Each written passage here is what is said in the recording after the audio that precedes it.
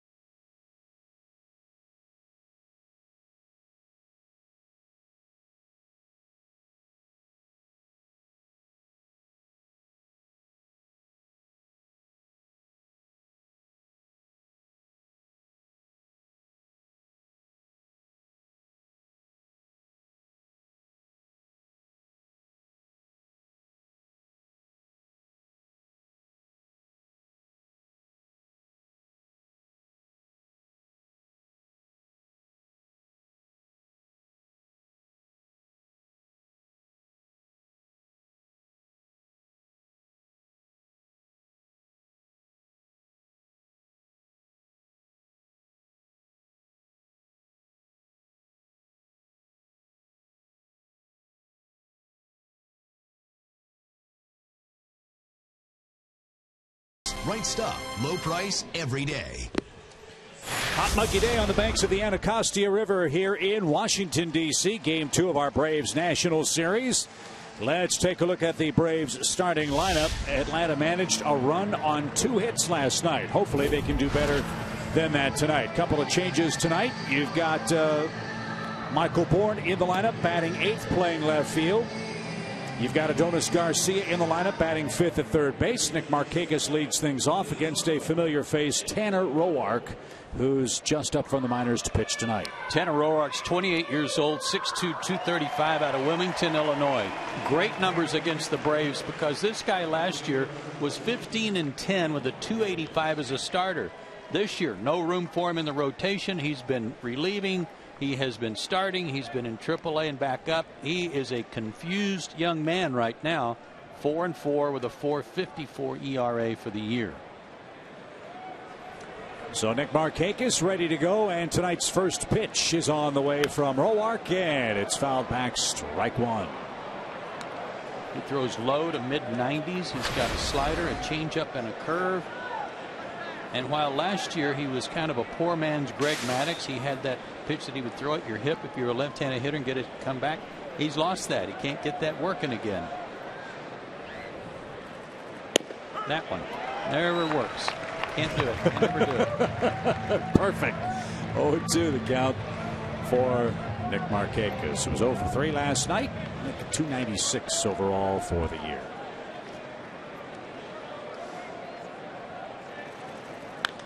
And in the air, hit toward left. That's playable for Clint Robinson. He's got it, and we're underway.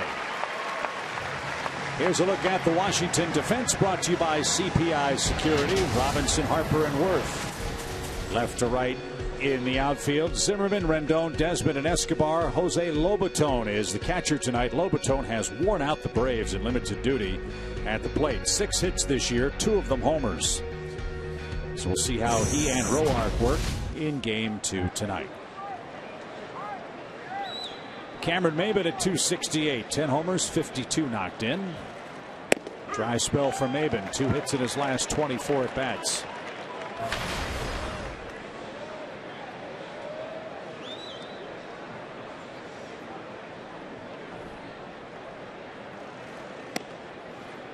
Pretty amazing the point you made about Tanner Roark a moment ago. In this day and age where everybody's always looking for pitching, here's a 15-game winner, and he wasn't able to make their starting rotation. Sharply hit, and that's through for Maybin, a 1-out single. Braves are halfway to their total from last night. Well, for Roark, it wasn't just 5 or 10 starts, it was 31 starts last year. He was in the top 20 in a ton of different categories in the National League. Nice swing there by Cameron on that pitch running up and in on him. But this year they've just kind of messed with his head a little bit in terms of how they're going to use him, when they're going to use him. This is his first start since June 28th.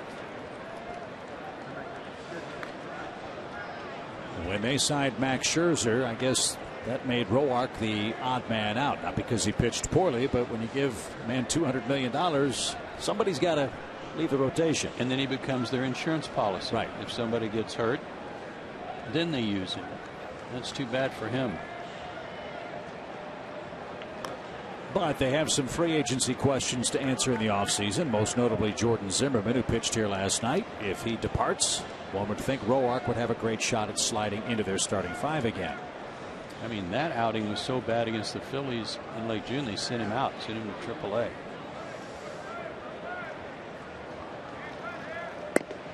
Freddie Freeman takes a belt high strike over the inside corner.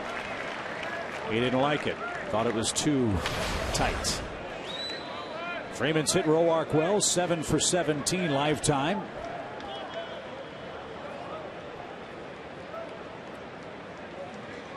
The Nationals play him very deep. He has worn him out when he's been able to play.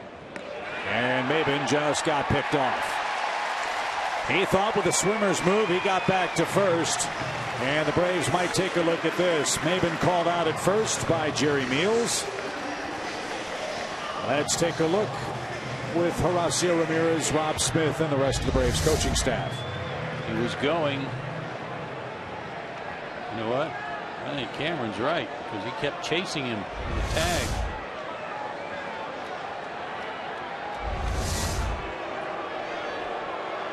Pull the arm back. He's not there. He's reaching. And he doesn't tag until he tags him somewhere down around the waist. Question is there enough evidence to overturn the call? Maybin has not left the first base bag.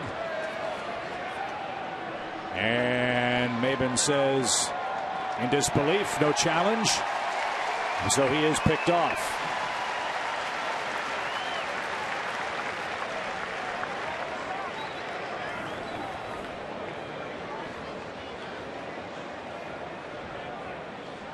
No balls and a strike, 2 outs now for Roark. And Freeman skies it on a play. It's 0-2. Again, watch him reach down. No runner there. He reaches for him again. No guy there. And then he finally drops the glove on him. After camera got his hand on the bag.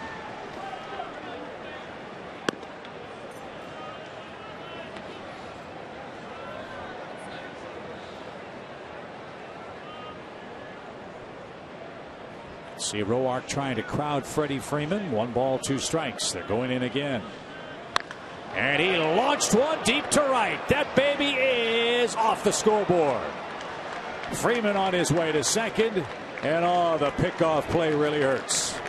But it's a ringing double by Freeman with 2 outs. You can come in there once and get away with it, but you come in there twice, you're asking for trouble. And actually that ball started in the middle of the plate and ran back over the outer third. He's lucky it didn't leave the park.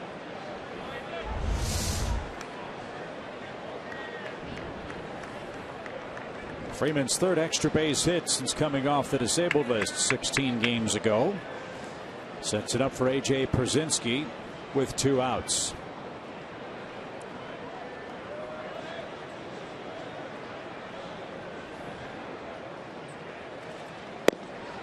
Low and in, ball 1. AJ's having a great year, as you know, and hitting almost 350 since July 5th. Right at 347 since Independence Day.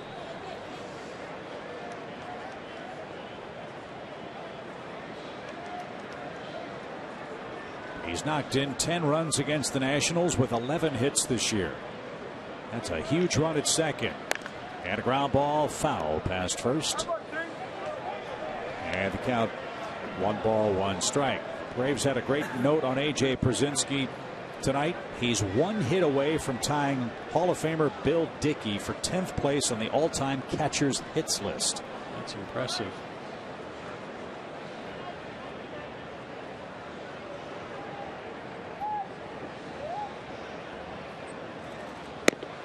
Fastball strike at 94. 1-2 the count.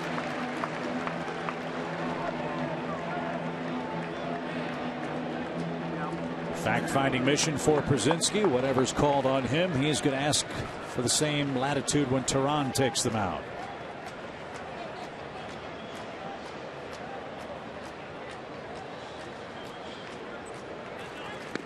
And A.J. just got hit. Roark was ahead in the count and hits A.J. Pierzynski, and that'll keep the inning alive for Adonis Garcia. Well, it might have been that he's trying to hit a moving target back there. Did you see Lobaton? He set up away, and then as he's about to deliver the pitch, then he jumps over inside. Like a shooting gallery. Well, 2 ducks on the pond for Garcia. 317 average in his last 11. Good opposite field power for Garcia. That's how they play him in the Nationals outfield. 2 on, 2 out. And the first pitch grounded to short. Flip to the second baseman will end the inning. A pickoff play looms large for Atlanta. Tanner Roark escapes with a scoreless top of the first.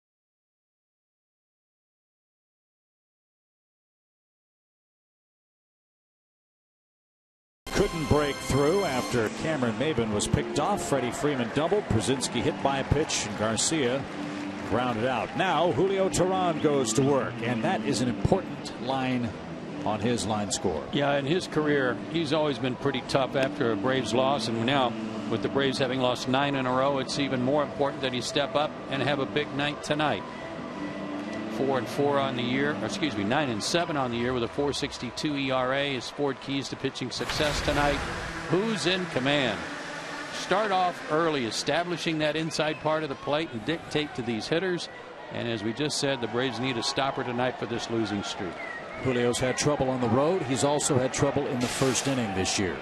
Those are 2 things to watch as Jason Worth digs in for the Nationals. They have the same starting lineup tonight with one exception.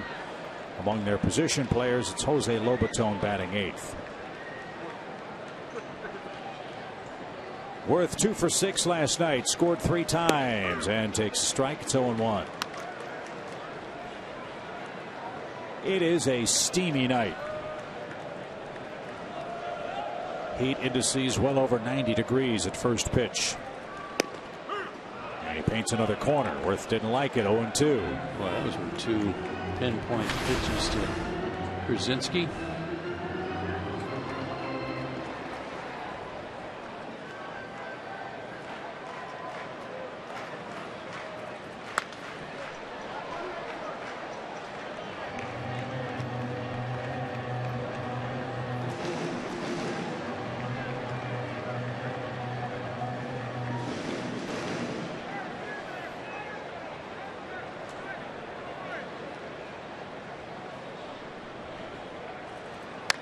Worth drives one to right. Markakis on the run is going to have room at the track. And Jason Worth, now 4 for 24 in his career against Julio Teheran, is out number 1. The Nationals just raced to the bat rack last night. There's no other way to sugarcoat that. Their top 3 hitters last night, Worth, Rendon, and Harper, were 4 for 14 and scored 10 runs. 4 for 14, 4 hits, and he scored 10 runs.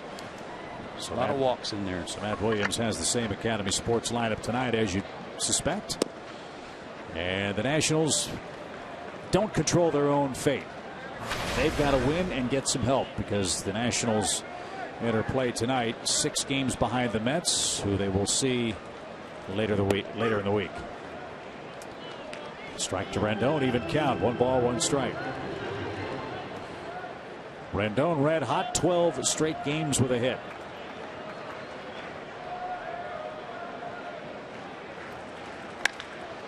To short. Simmons from the outfield grass loads up. Freddie dug it out. Good play. 2 out. And look at the Atlanta defensive lineup. Adonis Garcia gives Hector Olivera the night off at third base. Michael Bourne gets start in left. Everything else the same defensively for Atlanta. Historic night for Bryce Harper last night. Came to the plate 4 times, saw 20 pitches, did not swing the bat once. Walked 4 times, once with the bases loaded, and scored 4 runs. Swung the bat that time and fouled it back.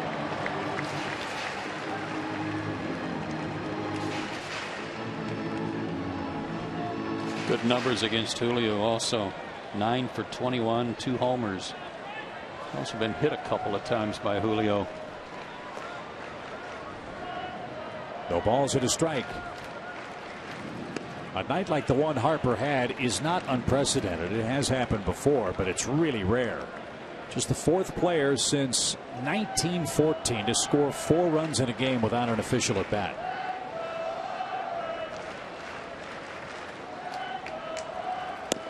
Good pitch, and Harper behind 1-2. Beauty.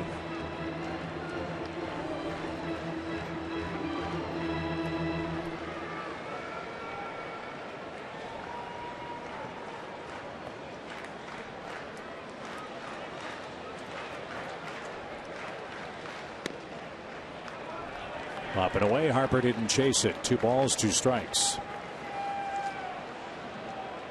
Harper now with 104 walks, 108 strikeouts,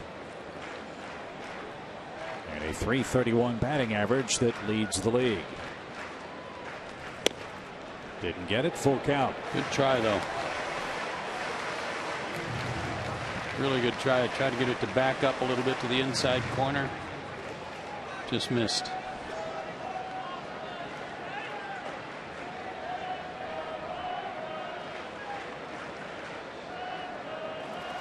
Swing and a drive. That's belted right center field. Bryce Harper launched one.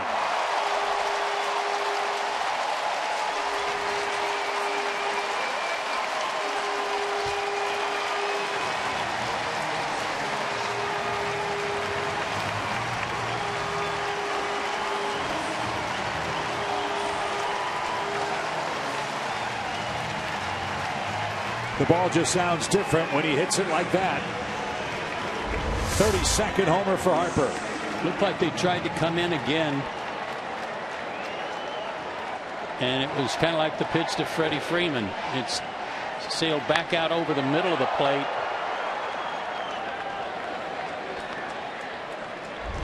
And it was a long way. Second deck. 25th homer allowed by Tehran. Now he's got a tangle with Ryan Zimmerman.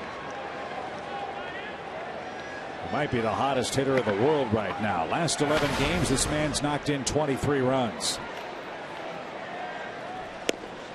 Inside, even count. You can live with one, but stop it right here. Nationals score first. They lead 1-0, and that missed too tight. 2 balls and a strike. Julio, as we know, has given up a ton of homers, a career high in homers. But in August, he gave up 6 in 6 starts, but all 6 of them were his last 3 starts, and 3 against the Yankees. Before that, he had given up 2 homers in his previous 6 outings.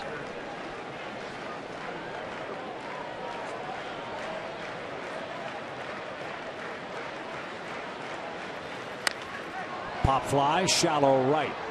Markakis in and under, and that will retire the side. Bryce Harper didn't swing the bat once last night. He swung it in a big way here in the first inning. His 32nd homer has given the Nationals a first inning lead.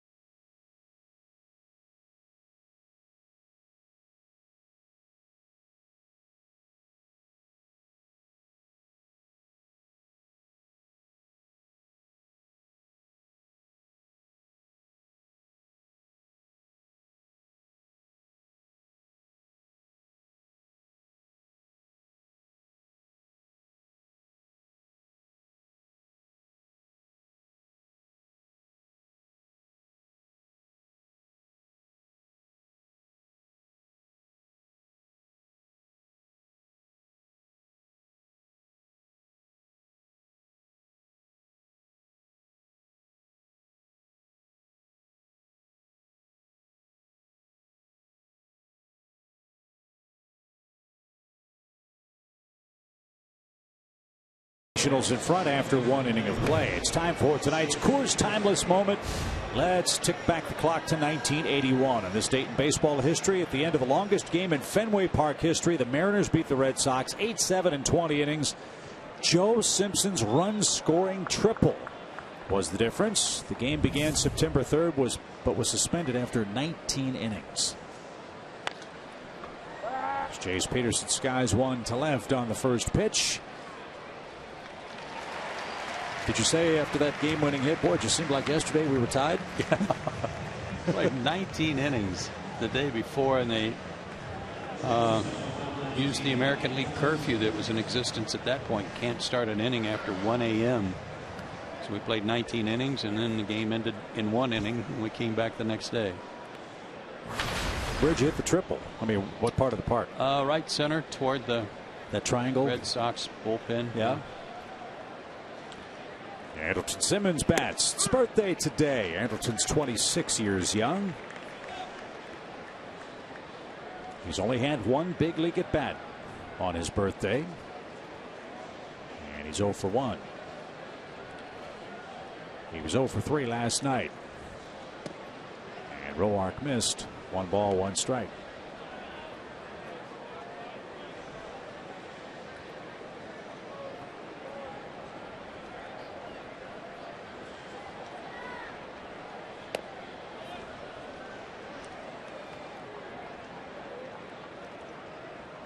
Simmons and Bourne follow Jace Peterson in the second inning. Atlanta had 2 hits in the opening frame, a hit batsman too, but couldn't break through. And Roark almost drilled Simmons. 3 balls and a strike. Roark's numbers again still good as a starter this year, Chip. This is his 7th start. In his previous 6 he was 3-1. Granted, a high ERA, and a lot of that came from that start against Philadelphia we showed you a minute ago. But good numbers otherwise. He just man who's caught up in some numbers here that aren't good for him. He was not originally a Washington Nat. He was a Texas Ranger and came over in the deal for Christian Guzman, man, we were talking about last night.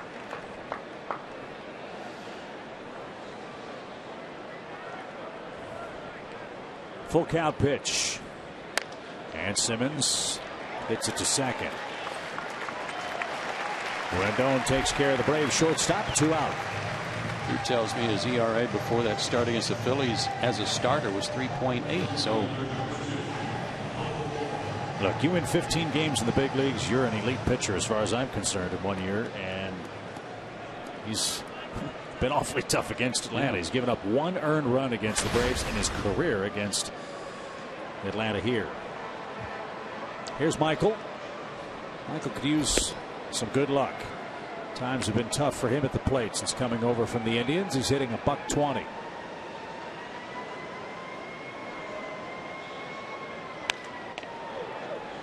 And that's fouled back off the rocks and out of play. A ball and a strike.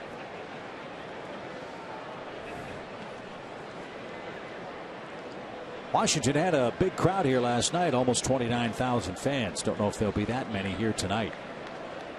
Holiday weekend underway in D.C. A few fans still filing in off Half Street and the D.C. Metro.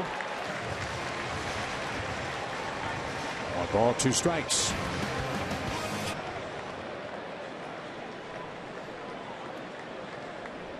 Nice breaking ball. Little pop and left. That'll be easy for Robinson, and Roark has an easy time of it in the second inning. 3 up, 3 down. He has a shutdown inning and leads 1-0 early.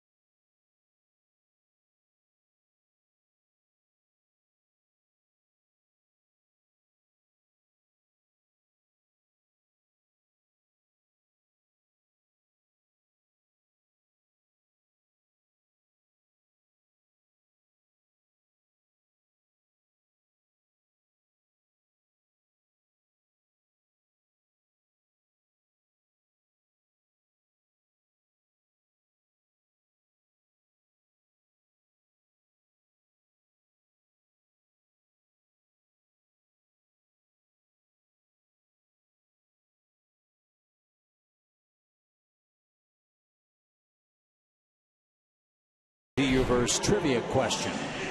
And tonight's question features Braves first baseman Freddie Freeman. He has a career .339 average against the Nationals. That's best among the Braves. Which Brave ranks second with a minimum of 100 at bats? And that is just against the Washington Nationals, not going back to the days when the Nationals were the Montreal Expos. Is that a current Brave? Oh, can't answer that, they say. Argyle's not going to tell us the answer to that. Neither is Andy. So it might be Dan Ugla. Ooh, like that.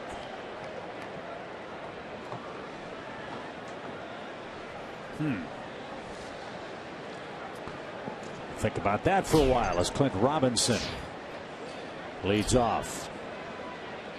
Robinson had a nice game last night.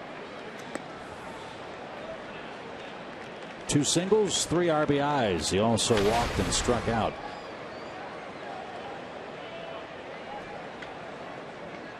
Actually, Robinson had 4 RBIs. Beg pardon. That's line foul out of play. Hit a mile.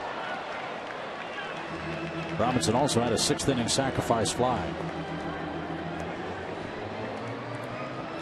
Braves did not have a 1-2-3 pitched inning in the game. They used 8 pitchers for 8 innings. Again, trying to start in and have it maybe come back to the inside corner, but it's starting kind of on the inner third or inner corner and then coming back to the middle of the plate. Good change.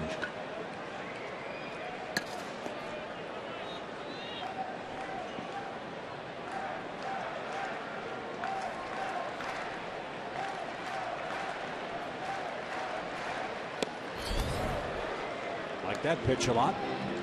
3 balls, 2 strikes. Robinson getting playing time because Denard Span is out. Hip surgery. And that's moved Bryce Harper to center. Worth's in right. Robinson in left. And Michael Taylor's hurt. And Taylor hurt his knee. Yeah. And he earns a leadoff walk.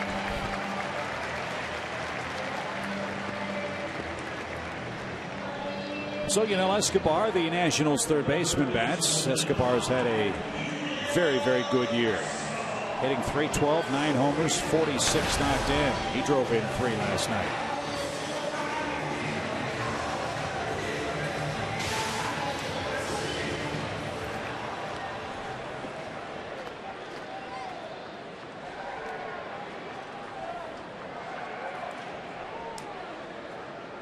He's their team leader in double plays with 18. Julio would like one here. And that's popped out of play foul. Strike 1.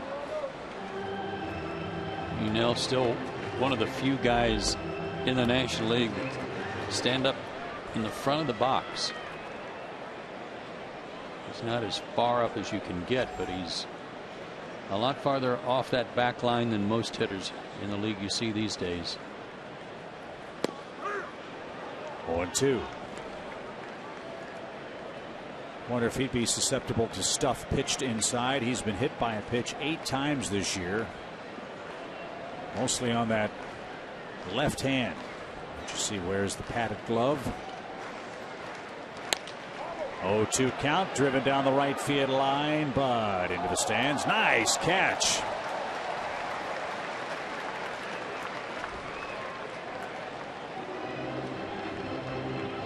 Well done, sir.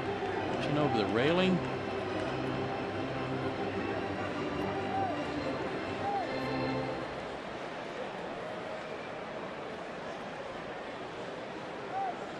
Nice. Really nice catch.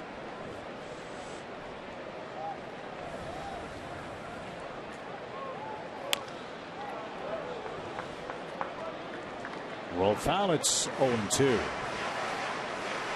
Much heavier schedule around the big leagues tonight. We'll keep an eye on the Mets and Marlins. They're underway in the 2nd inning in Miami. Big series in St. Louis starts between the Pirates and the Cardinals. Cubs already won today. They clobbered Arizona 14-5. Ground ball to third. Might be 2. There's 1. And there is two. Double play, number 19 for Escobar, who thinks he beat the Rap at first, but he's called out. For the moment, two are out in the inning.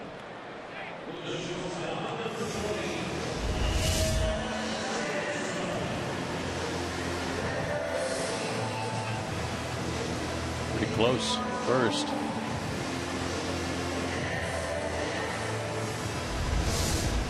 Matt Williams will not challenge the call, and that brings up Ian Desmond.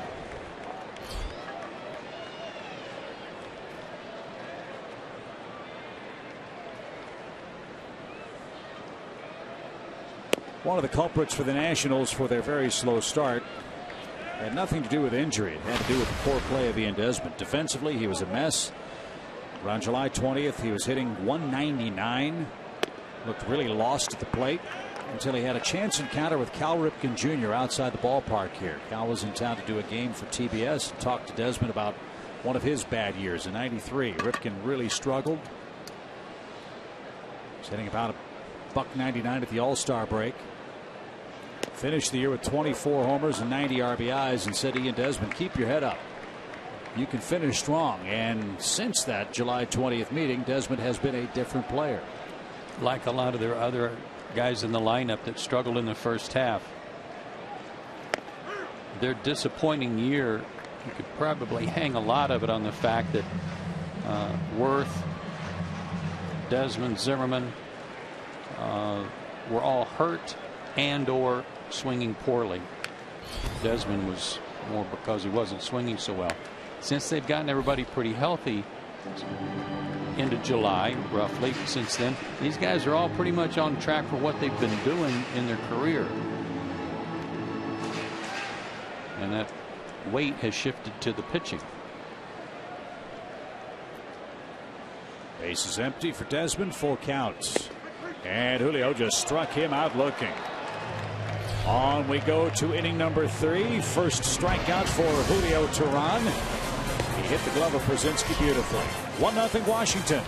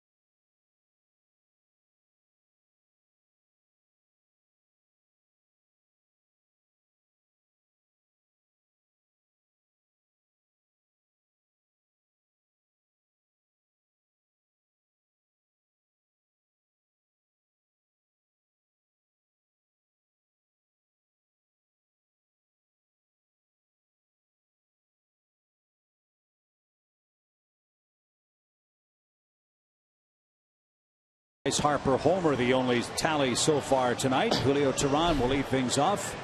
Nick Markakis and Cameron Maben will follow. As we promised you, Braves assistant GM John Coppolella has been kind enough to join us here at the booth in Washington. First of all, John, thank you for joining us. And secondly, how's your week going so far? Yeah, you know, really the past 17 games, going 1-16, it's not acceptable. It's really really hard on us. You know, me, John Sherholz, John Hart, you know, it's something that we wear each day. And, you know, as we had the year start, it was where, you know, we tried to walk down two roads. One where we, you know, build for the future. One where we have a solid team that could, you know, battle night in, night out. That hasn't happened lately. It's been a really tough road lately, Chip. Yeah, I think the record certainly reflects that. But as we've talked personally and privately and on the air with our fans, you and John have talked about a plan. You've put that plan in place. You're sticking with that plan. And obviously you have to feel that there is going to be a payoff at some point in time, no matter how painful the present is for Braves fans everywhere. Certainly. We think we'll have a better team in 2016 than we have in 2015. We think we'll have a better team in 2017 than we have in 2016. It'll keep getting better and better each year up until, year in and year out. We feel like we can reach the World Series once we, get to spring training.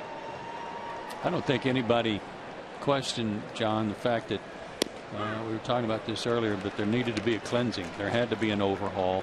It needed to come. Chip and I were talking a couple of nights ago. Probably could have put it off another year if you wanted to, but chose to go ahead and make the moves that you made last offseason to try to get this ball rolling. And are you pleased with the things that you've done to this point in in this plan that Chip was talking about?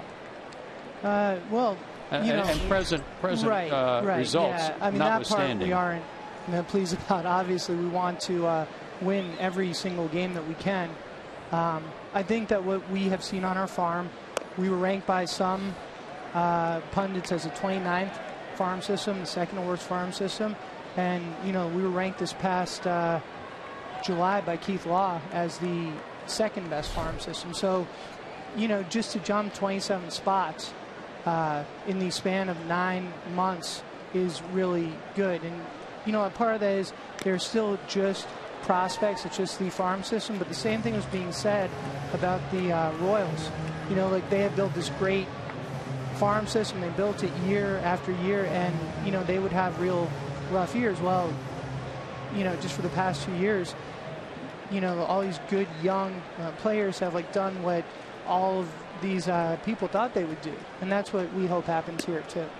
Let's be honest, and Joe was talking about this downstairs, and I don't want to take Joe's thunder here, but I think he summed it up really succinctly. Braves fans aren't used to this. This is, as you said, it's very, very hard. To the Braves fans who are watching and have emotional investments in this team, what do you say to them as we play the final month of this 2015 season?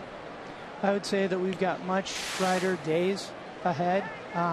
Since John Schuerholz left as GM in 2007, we've won 1 NL East title.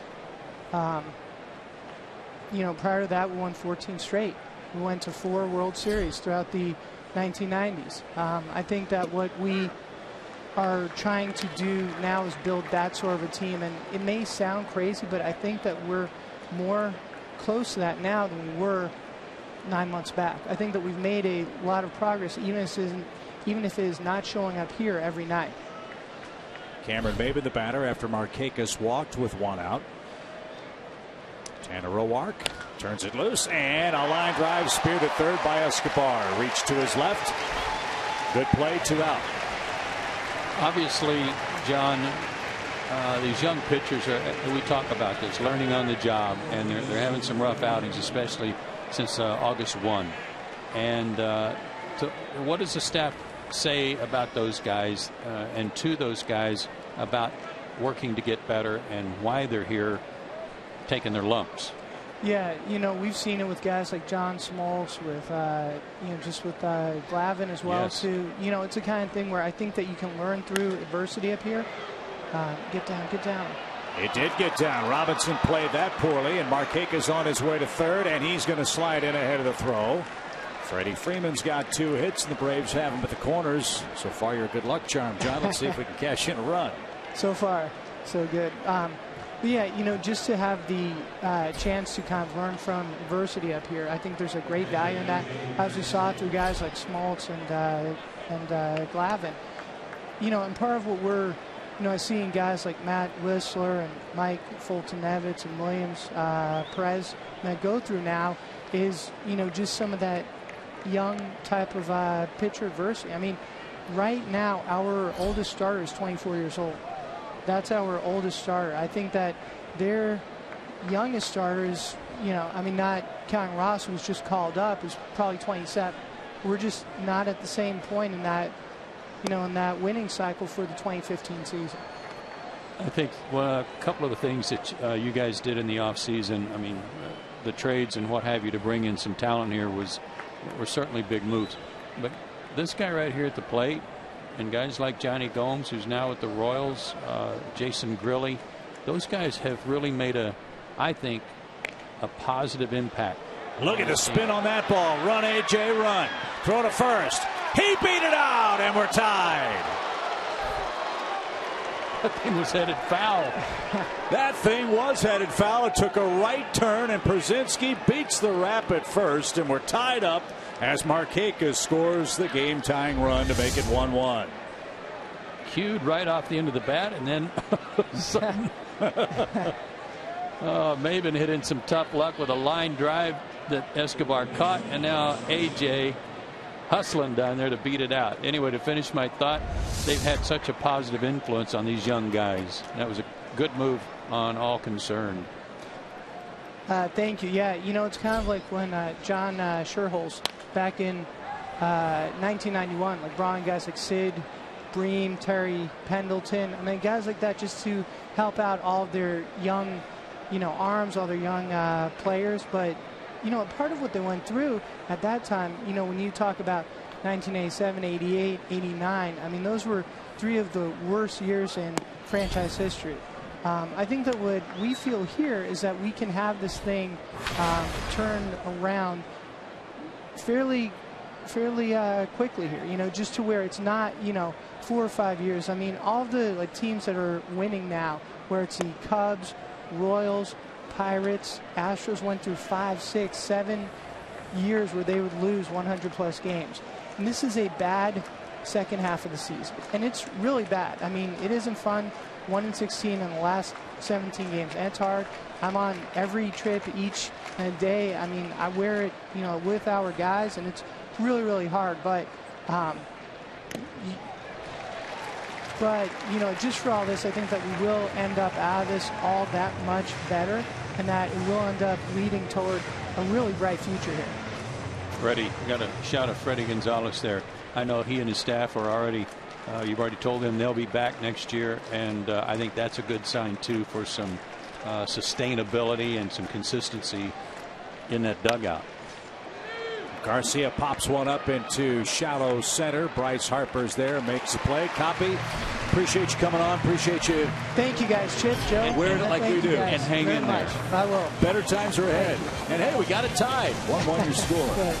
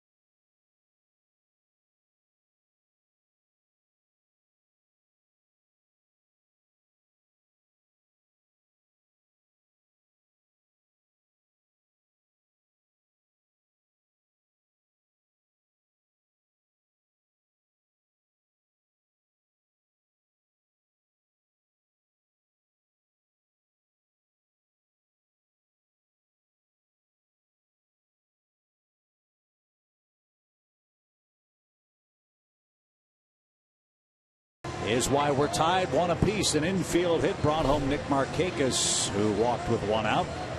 And it's a 1-1 game heading to the bottom of the 3rd inning. Thanks again to John Coppolella. I really appreciated his honesty and that's the word I'm looking for. His forthrightness in what's going on. I mean, he didn't dodge it. He's wearing it. I mean, he knows the candor is the word. Thank you, Mike Miller. With what's happening, you lose 16 out of 17 games. You could hide under a rock. He hasn't done that. And like your impressions of what John said as Tehran goes to work with Lobaton. Well, they're consistent. They're staying with what they said they were going to do, and they're trying to do, and what they're working to do for 2016 and 17 and beyond. And there's no wavering from that, despite the fact that the last 2 weeks have been awful, and the rest of this month is going to be a challenge. But that's not going to cause any speed bumps as to what they've got in mind to do for this team. Swing and tipped at AJ's glove. 1 ball, 2 strikes. I appreciate it, and we didn't really get a chance to because of the fly out. But when we had the shot of Freddie Gonzalez, I was happy to hear that they had re-upped everybody on the staff for next year, so that if things started getting rough, that there weren't any fingers being pointed at the staff that the record had anything to do with them. Right. It's more about the material on the field and not so much the staff. Now, is there work to do for those guys? Sure. Trying to help these young players, you bet. But a lot of teams that get to this point in the season that are really going downhill, all of a sudden the manager gets fired, a couple of coaches get fired, and it gets ugly. That's not going to happen here. And to the term that Freddie Gonzalez used in our pregame hit to the term that John Coppolella used, I think it's encouraging that both of those men said that what's happening now is unacceptable. That means they recognize how much farther there is to go, and they're going to do what they need to do to make this acceptable. And the players know it, and some of the veteran players have let some of the younger players know in certain terms it's not acceptable. And that's a base on balls. Back-to-back leadoff walks from Tehran in as many innings. And now Roark will have a chance to bunt. Come on, Julio. Just got the game tied. Got to shut him down here. Exactly.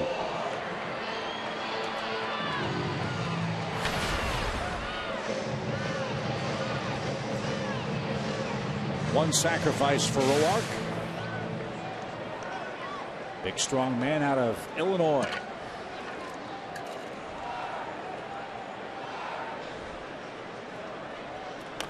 And he got the bunt down, and it's a beauty. AJ had to jump over the bat. And Lobaton, the catcher, at second. 1 out for the top of the order, and Jason Worth, who's now the key man in the inning.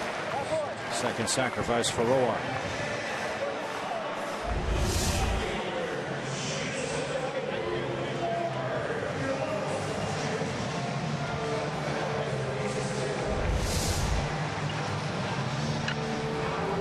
Worth flying out his first time up.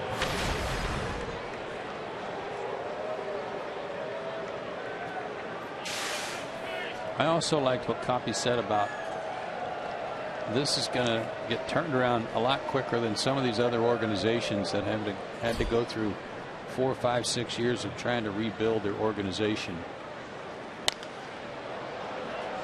and to compete at a very high level within the division, fight for division championships. That's very encouraging when you think in those terms. Think about what the Cubs went through, how many years it took for Theo Epstein and his group to get things turned around in Chicago. Think about the Astros, 3 straight 100-loss seasons for a franchise that had never had one of them. Mid-90 losses last year, and now leading their division. I think that's what's rewarding in Kansas City for Dayton Moore, who went there with a plan. Certainly he learned at the side of John Sherholtz before becoming the GM in Kansas City. But that took a lot longer than even he expected. I'm sure he would tell you. Line drive, base hit. Lobaton had to hold up to see if the ball was caught on the line. It wasn't. And the throw airmails everybody, but no further advance by Worth. Runners at the corners, 1 out for Rendon.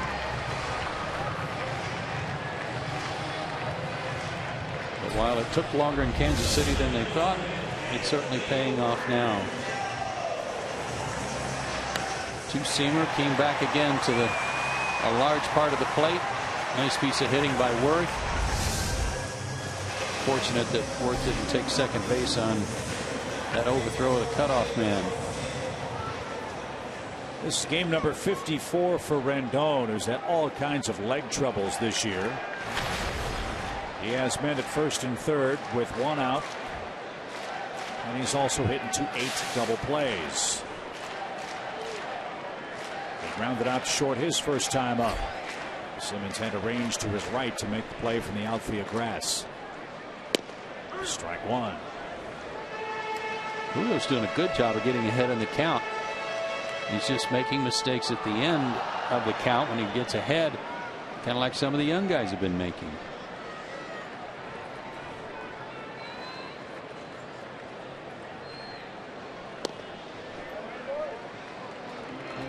One ball, one strike.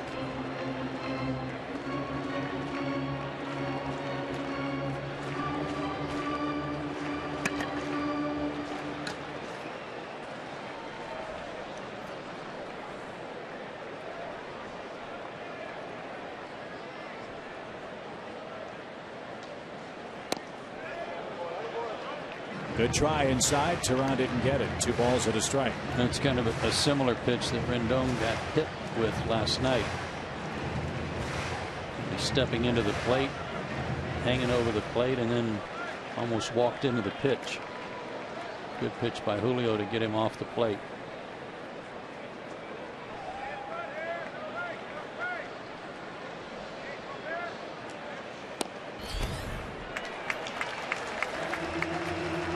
Harper is next, and a very dangerous pitch is coming up.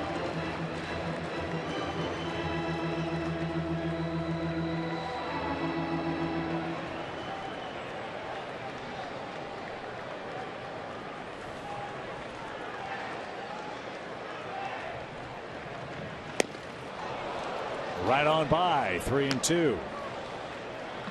94. That was a good pitch to hit, but Rendon couldn't catch up.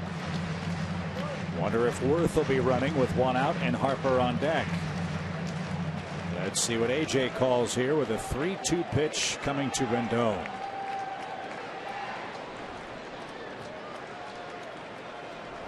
He's not going, and it's cued foul. Good pitch too. He spoiled it.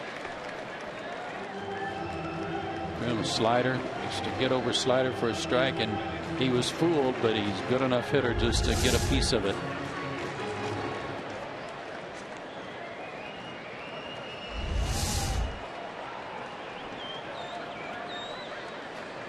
Try it again, try to get it down.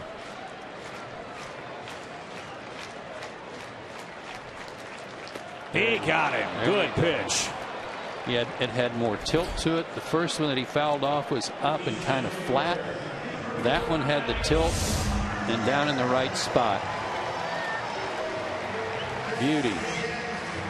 Big pitch. But now you've got a tangle with Bryce Harper. You do have a base open. It happens to be second, and there you see Harper, who's first in 2 very big categories. National League play. They're going to put him on now.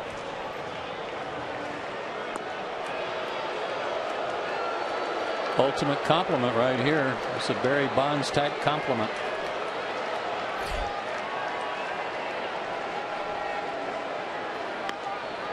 Fifth walk the Braves have issued Bryce Harper in the series.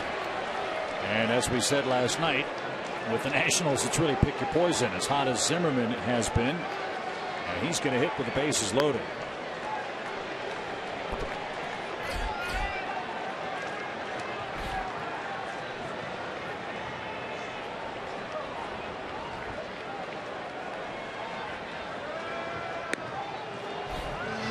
Zimmerman with the bases loaded this year is 4 for 5.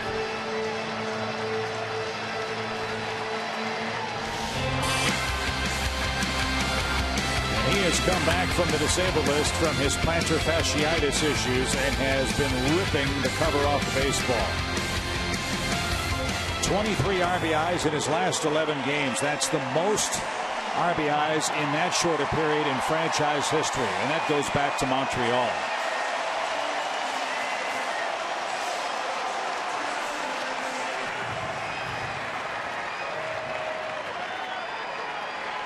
Be careful on the first pitch. I still like the move.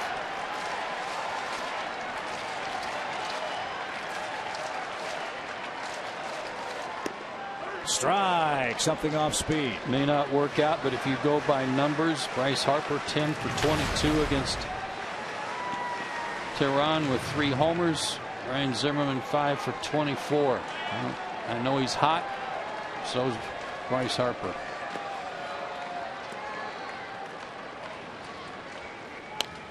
And he's jumped ahead of him. No balls, 2 strikes. Talked about him last night when he went 3 for 3 with 2 doubles. He likes the ball away from him. He stands off the plate, high leg kick, and then he steps in.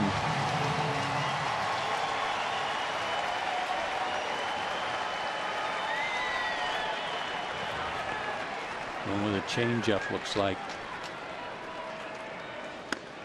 Nope. It was not. It was 94 and a good pitch.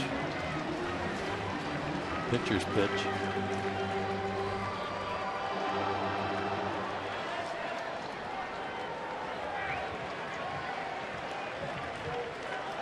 Now it's 1-2.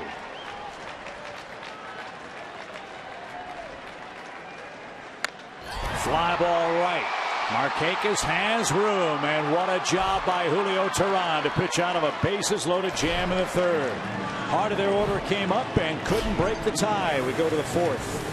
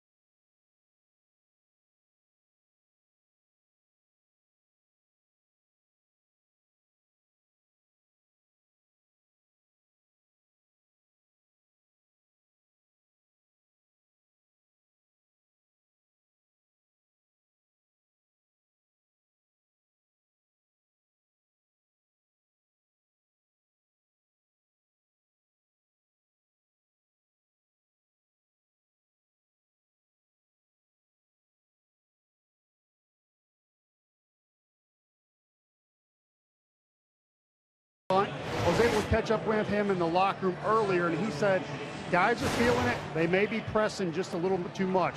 Let's have a listen. You don't really say a lot. What can you say? You just try to go about your business, stay as positive as you can, and try to give a lot of these kids a little bit of confidence. I mean, there's not much. Baseball is one of those games where rah-rah speeches don't really work. It's not about trying harder. Sometimes it's about trying easier. And you just try to be a professional and go about it, play as hard as you can, and then hopefully the guys follow that lead. There you have it, guys. A.J. Brzezinski, one of the guys everyone looks up to. Cameron Maybin said the same thing, maybe pressing a little bit too much at times and trying too hard to be the hero. I love that comment, Paul. Try a little easier. Relax a little bit. And I'm with you, Paul, on that swinging bunt. it would have been easy for AJ to stand there and think, okay, well, that's going to spin foul. But he didn't. He was running. So he wasn't taking any chances, and that was the difference. Effort costs you nothing.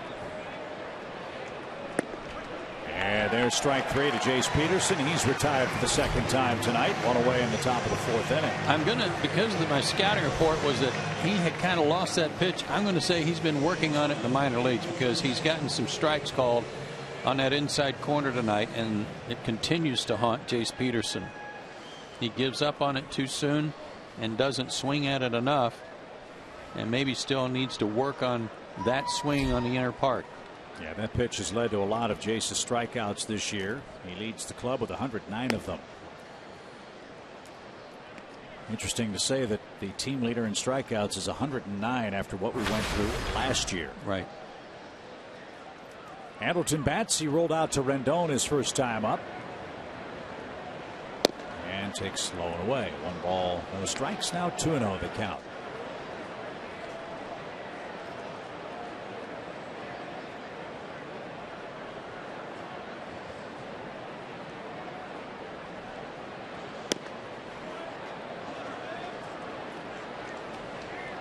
Now he's gone 3-0 to the shortstop, Andrelton Simmons, with Bourne next.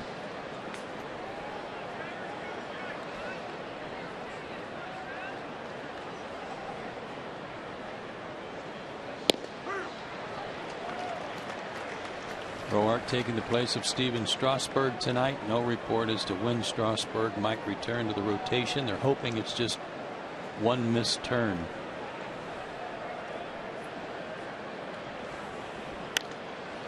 Little pop, and drifting out at short is Desmond, and he'll put the squeeze on that. There's the second out. How about that news coming out of New York? I was just going to ask you about that. Scott Boras upset with the New York Mets, who say they are going to pitch Matt Harvey on into the playoffs. Yes, they will try to extend him, shorten his outings, add a 6th starter, but Matt Harvey apparently is going to exceed his doctor recommended innings limit of 180 this year. As Michael Bourne bats, Scott Boras said or suggested that the innings cap was going to be a strict 180 innings, and that exceeding that innings cap would defy the doctor's mandates and would imperil Matt Harvey's future health. Dr. James Andrews apparently did Harvey's surgery, recommended he pitch no more than 180 innings. Well, Harvey's around 160 now, and he's due to start here on Tuesday. That's into the left field corner and just foul off the bat of Michael Bourne. Look at Michael. He can't believe it. More tough luck. Missed an extra base hit by that much. He'll head back to the plate. Well, that didn't work out so good for the Nationals and Steven Strasburg several years ago, when he pretty much called the shots for the Nationals. Scott Boras did, by shutting Strasburg down, and in a year where they had a legitimate chance to go to the World Series, win a World Championship, but they got eliminated in the division series by the Cardinals. So the attempt to do the same thing with Harvey, it's going to be very interesting, a very interesting soap opera to watch, and how much weight the agent carries over the New York Mets in that market with respect to their ace and a chance for the Mets to finally get back into postseason. Mets are in Miami. No score in the 4th inning there, as Bourne shoots another one toward left. Robinson is there, makes a waist-high catch to retire the side. 1-1 game, a good game in D.C. tonight.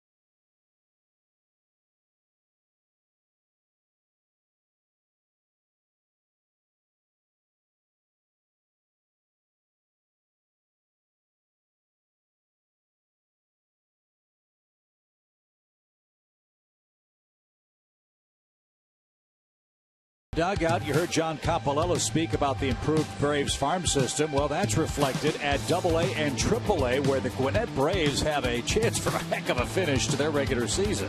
Now, I understand Terrell Jenkins is pitching in that game tonight. There were thoughts that he may not pitch the rest of the year, but he's going to be able to come back and work tonight and hope the Gwinnett Braves can polish off Norfolk in that 4-game series. Great numbers for everybody. John Gant coming over from the Mets in that deal for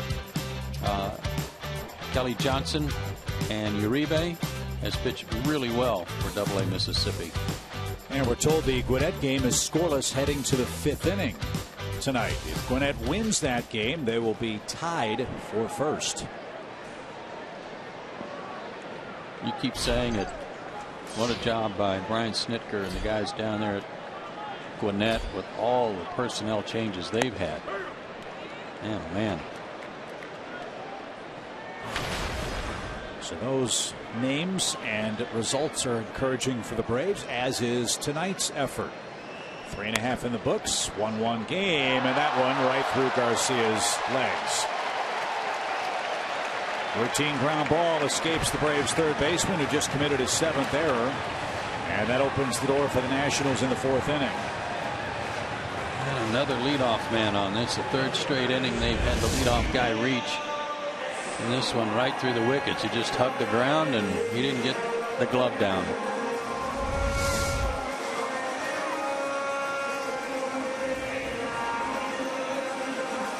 The shame of that is that the Braves had him played perfectly. They had him and Garcia off the line.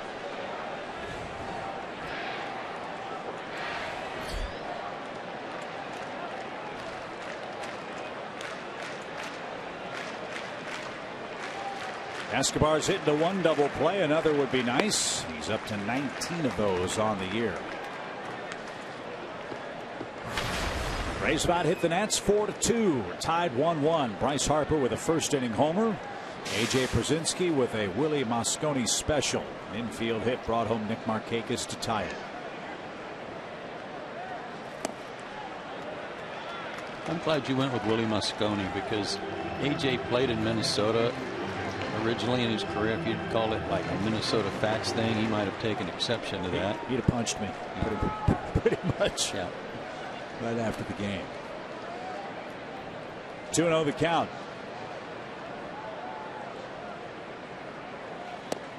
And that's taken low. Nats fans are looking at the scoreboard. They know that the Marlins have taken the lead. They're up 2-0 and still batting in the 4th inning against Jacob deGrom. They would love to shave a game or 2 off their 6-game deficit before the Mets come to town on Monday afternoon to be exact.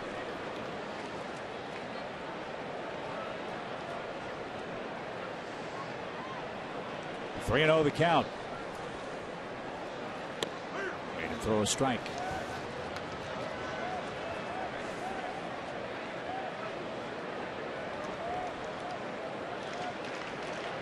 Julio's had to work hard. 3 walks and an error.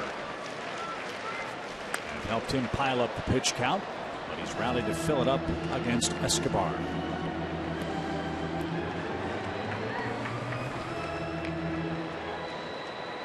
Mel does not like to walk, so having the count get to 3-2, he's going to want to swing if you can make a good pitch. And he took it. 4 walks for Tehran. 2 on, nobody out, and Desmond's up.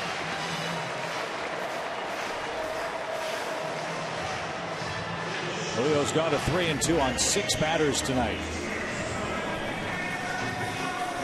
Now Desmond bats. He took strike 3 to end the 2nd inning.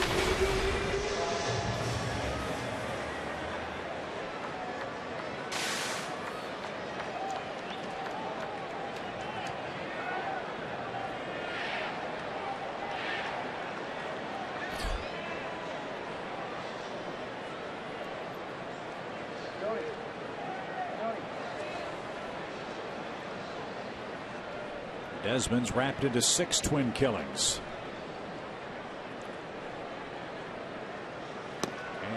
Not close. 1 ball, no strikes.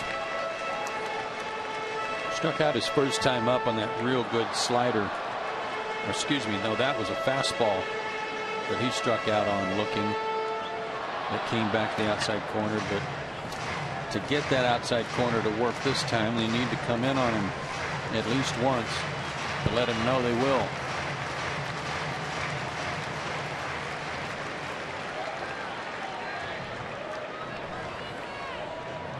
The inning began with an error, then an Escobar walk. And a good off-speed pitch had Desmond out in front. 1 ball, 1 strike.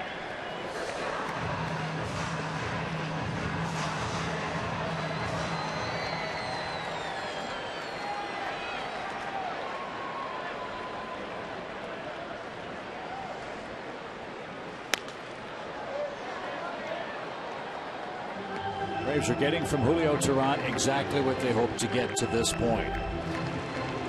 Quality starts. He's kept the game close. And trying to restore some order for a Braves pitching staff that needs this game taken deep. Ahead in the count. Make a good pitch. Make him expand his zone. That was right down the middle, and Julio takes a deep breath after getting the foul ball. He's got good numbers in various categories this year, and one of them is against the National League East opponents. 10 starts, 5-1 with a 3.13 ERA. You know how well he's pitched at home. The road has been dismal for him.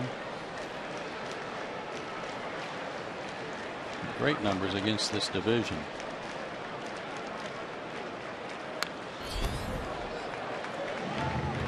.95. Where did that come from? Wanted to air it out and try to get him to chase something upstairs.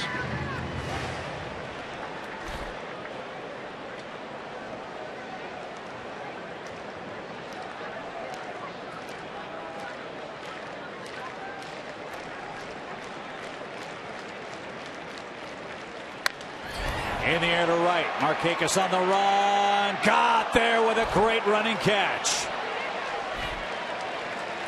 Robinson's going to tag and move to third. Wonderful catch by Nick Markakis for the first out of the inning.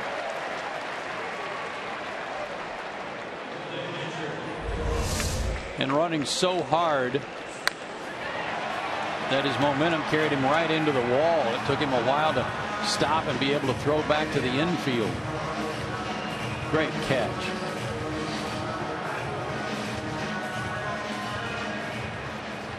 So now you've got the catcher, then the pitcher. First and third, 1 out. Lobaton walked in the Nationals' 3rd inning. Well, one of the reasons he walked is he's had good numbers against Julio. 7 for 13 and 2 homers lifetime. And maybe Julio is just trying to be careful.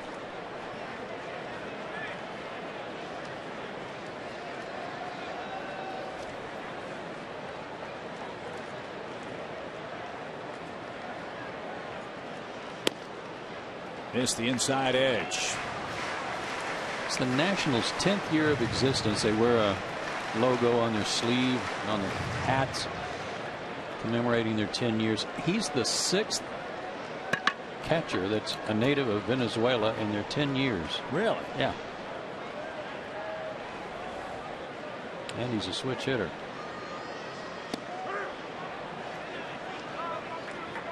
One ball, 1 strike.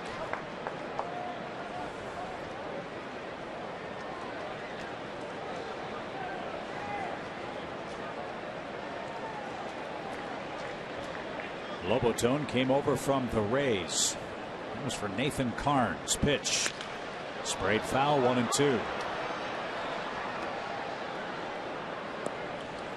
And my favorite press guide note about a major league player is the one that the Nationals media relations staff has on Jose Lobaton. A catcher is especially adept at receiving the baseball. That's always important. That position. 1 ball, 2 strikes. During this great run for the Nationals, where they've won 10 of 16 games, they have more walks than any other offense in the game. They've earned 4 of them tonight. Robinson at third. Escobar at first in a tie game.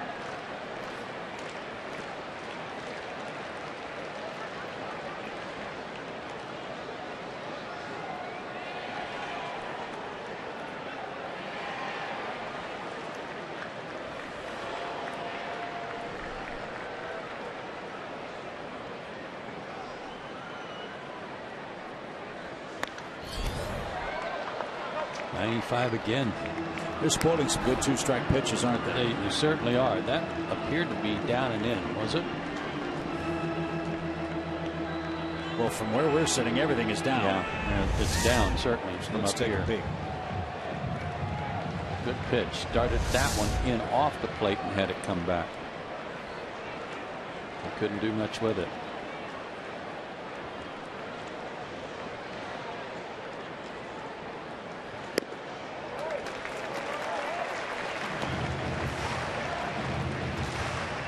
Another full count.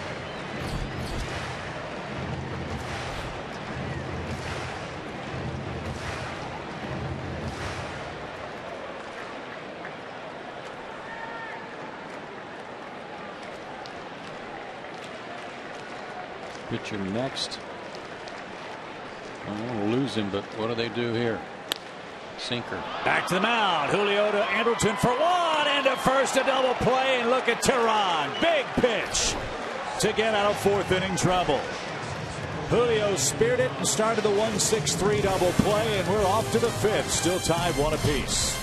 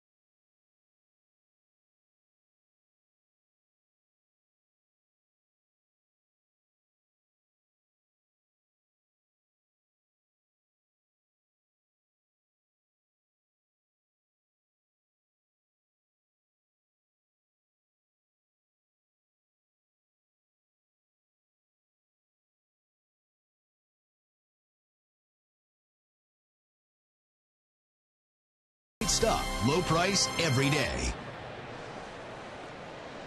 Julio Tehran is pitching a great game. Now let's get another run or two. 1-1 your score as we head to the fifth. Tehran has induced a couple of Washington double plays, and he'll take matters into his own hands to lead things off.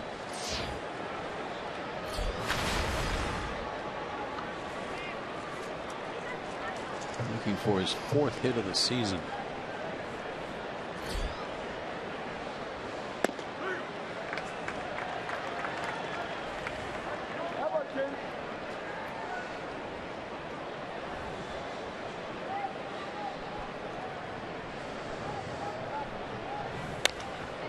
In the air toward right, that'll chase Worth back 15 steps or so. He's got it, 1 out.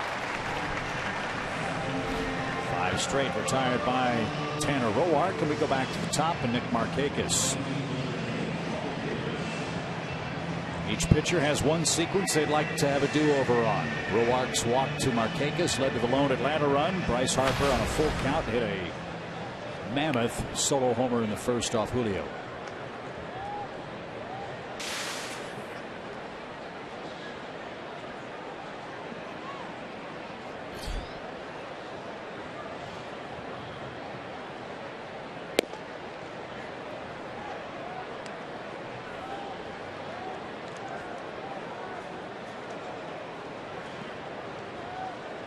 you follow the Braves all year long, you know how much we've bragged about the season Nick Markakis has had for the Braves.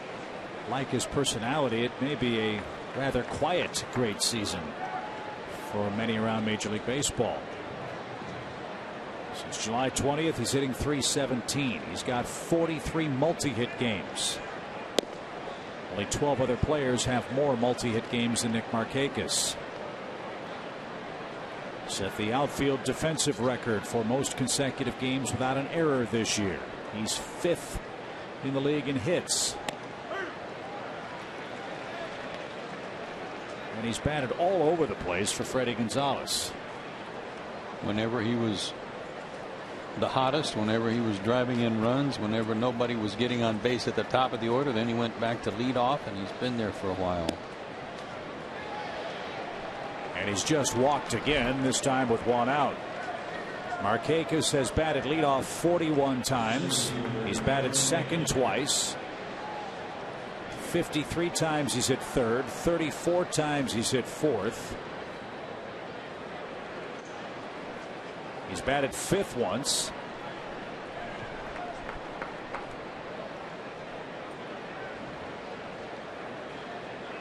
So yeah, he's been the jack of all trades offensively so far this year for the Braves. So here's Maben. Rifle shot. That's headed for the gap in left center. Here comes Nick around second on his way to third. And he's going to be stopped as Harper hustled the ball into Desmond. So Cameron Maben's got 2 hits, and the Braves are in business, second and third with 1 out.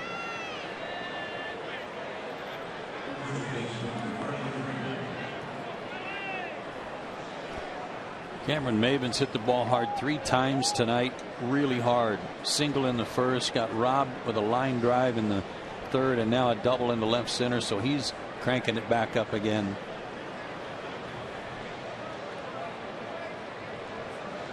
Third time through the order for the Braves.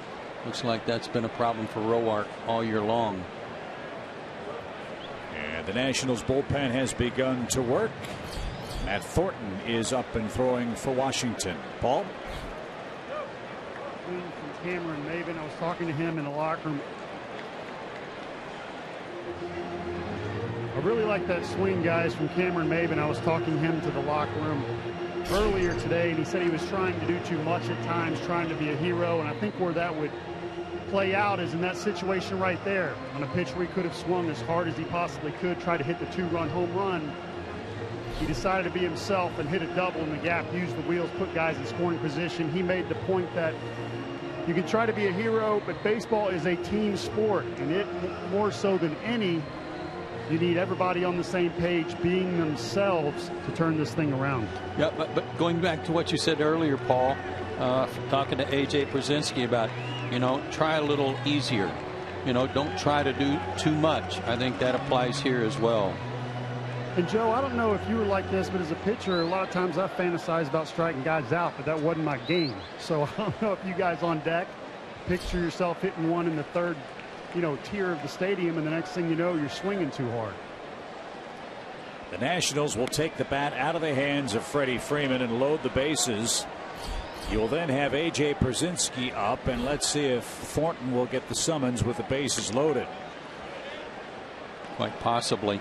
I mean, they don't want to pitch to Freddie in this situation. He's been killing them all year. And you got a catcher that's coming up there with catcher speed. They might think that they can get a ground ball and get a double play, or go to Thornton. We'll see. So Freeman walks. Matt Williams trots to the mound, and that's going to be the play. The Nationals are into what has been at times a beleaguered bullpen, and they're in it with the bases loaded, 1 out in the 5th inning. Tanner Roark, a spot start, has given up only 1 run, but he's going to leave a mess for Matt Williams and Matt Thornton. We'll see how it works out. A.J. Przinsky will greet him when we come back.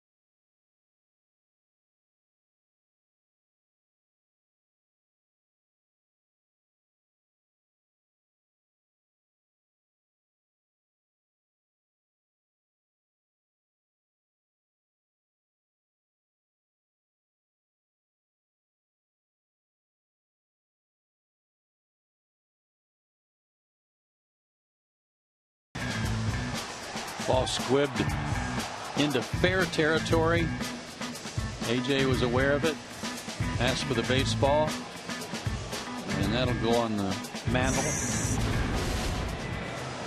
as he's moved into some select company, tied with Bill Dickey. He was an 11-time All-Star and won 14 World Series championships, 8 of them as a player, 6 as a coach or manager with the Yankees. Next up, Johnny Bench. How about Ted Simmons up there second?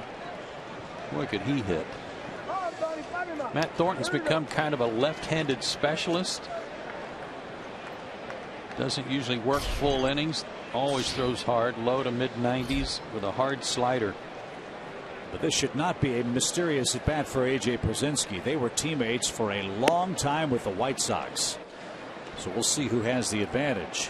The man who pitched to Pierzynski or the man who's now trying to hit against his former teammate. Bases are loaded, 1 out. Chance for the Braves to break the tie. And he almost hit him. Ball 2.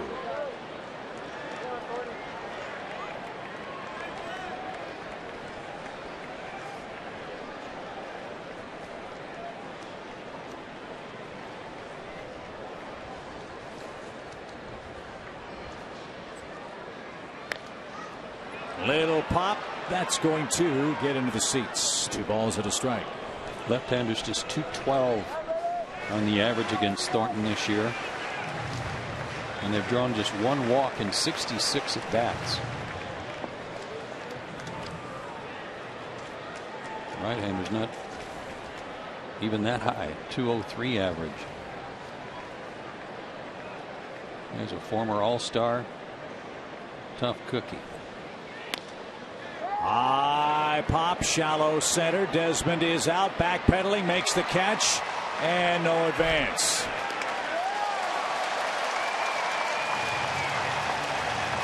Markakis took a couple of steps away from third, but no chance to outrun the strong arm of Desmond.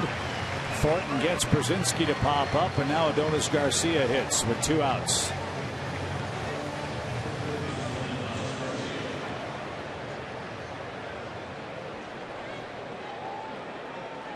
And now Lobatone with a scouting report, perhaps, for a man that Thornton hasn't seen.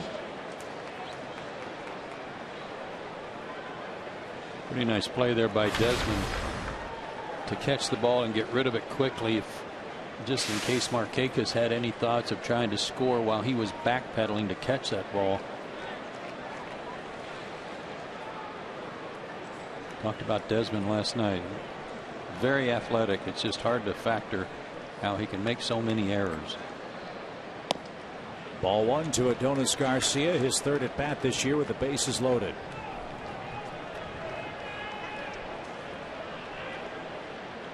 Pair of walks and a double for Atlanta in the 5th.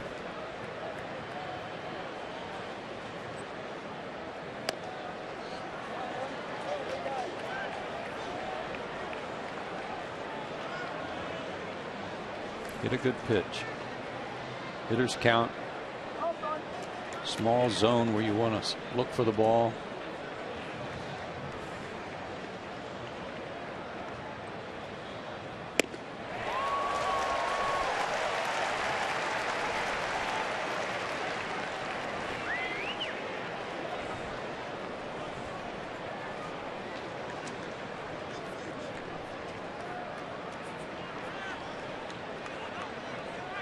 Two balls and a strike. Ground ball to second, and Thornton's going to get out of a big mess. He got a pop up and a ground out. Braves load the bases with 1 out. Can't break through.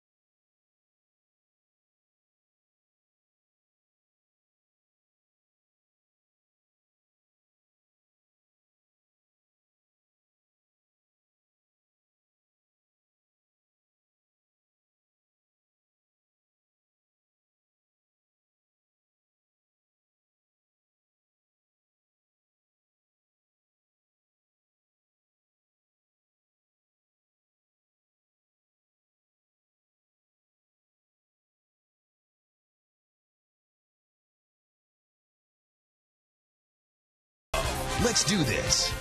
And the Georgia Lottery.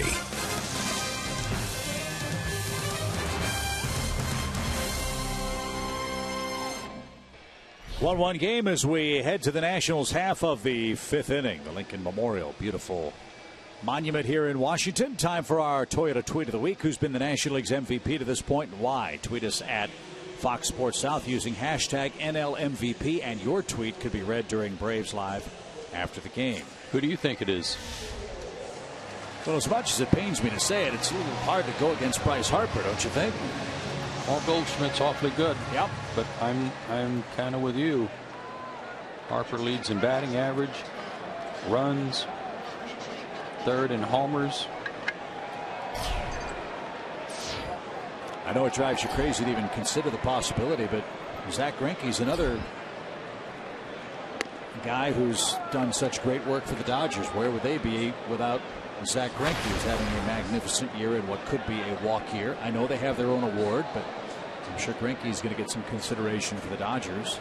Yeah, I'm tired of that. I know. Just trying to get you a little ornery. You need to change that, Mr. Commissioner. Tyler Moore. We're listening. 2 balls, no strikes. 9-1-2 for the Nats. Tyler Moore pinch hits and takes low, ball 3. Leadoff men have been a problem for Julio tonight. They've gotten on in 3 of his first 4 innings. Last inning, an error put the first batter on, and his pitch count is climbing rapidly. That's going to get the pen stirring as he's up to 85. There's a strike. 3-1. I would have no problem with Bryce Harper being the front runner for the MVP right now, because as many injuries as they've fought through and as poor seasons as they had at the beginning of the season, without him they'd be a whole lot farther back than 6.5 games. Are you one who subscribes to the theory that how valuable can you be if your team is, I won't say the Diamondbacks are a second division club, but Arizona's 10.5 games out and under 500. The Nationals are not. That's going to hurt Paul Goldschmidt in the voting. Yeah. There have been players who've won the MVP on last place teams. Yes. Andre Dawson, obviously. Yes. In the air to center, a line drive right at Maben, and Julio got his man. There's out number 1. Heck, we didn't even talk about Anthony Rizzo of the Cubs. He might be an MVP. He's moved into contention. So you see what he did today? I heard about a grand slam. Yeah, against Arizona. Cubs won big today at home. Panic was on Michigan Avenue. The Cubs had lost 6 of 8 games after their road trip. They took care of things today, 14-5 over Arizona. But I think everybody was kind of expecting a bit of a letdown. It was right after that series against Atlanta where they swept the Braves, and they knew they had to go to San Francisco and LA, and they lost 2 out of 3 or whatever it was on that road trip at each stop. I loved what Joe Madden said about his club on that trip. He said, this is, and I'm paraphrasing, this is go to school time. This is what we're going to see if we are fortunate enough to make the playoffs. And there aren't many who've done well against that duo of Kershaw and Greinke for LA. Swing and a miss. He's had a good slider tonight when he's been on top of it. When he's on top of the slider to get that tilt. It's been a tough pitch for him tonight.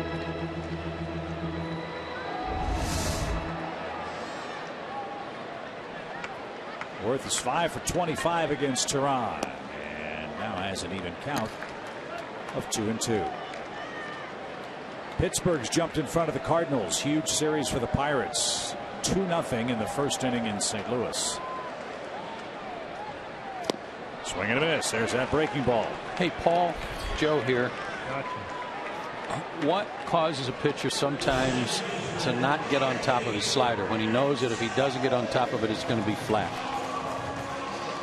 That's a great question. I can answer for myself. A lot of times when you throw over the top on a slider and you stay on the side of the ball, you don't get that big, sexy break. You get a small break. And sometimes it doesn't move like you want, and so you'll drop down on the side and twist more to try and get a bigger break. And that's when it turns into that Frisbee slider that's much easier to hit.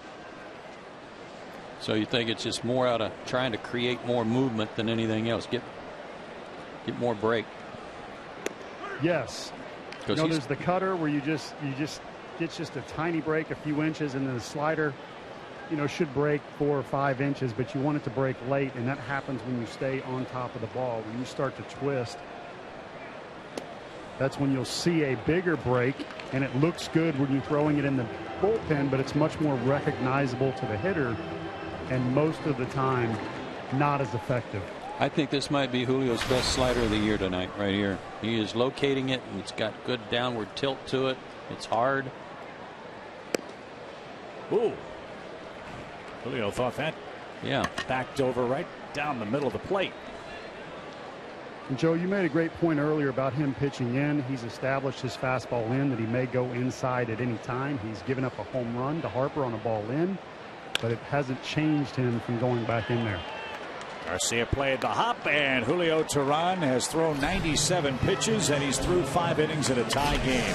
He has come up big on a night when the Braves have needed that.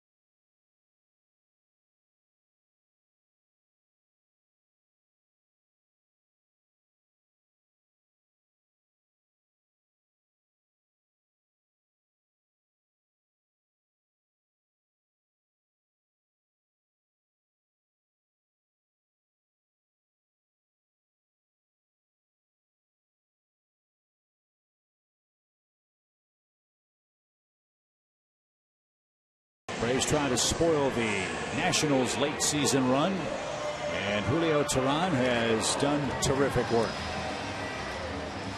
Outstanding tonight. Just what the Braves needed. He's given up the 1 run on the homer to Harper, but his teammates unfortunately left the bases loaded last inning. They'll try to do some more damage here against Felipe Rivero, who has come out of nowhere to really give Matt Williams some help from the left side out of the bullpen.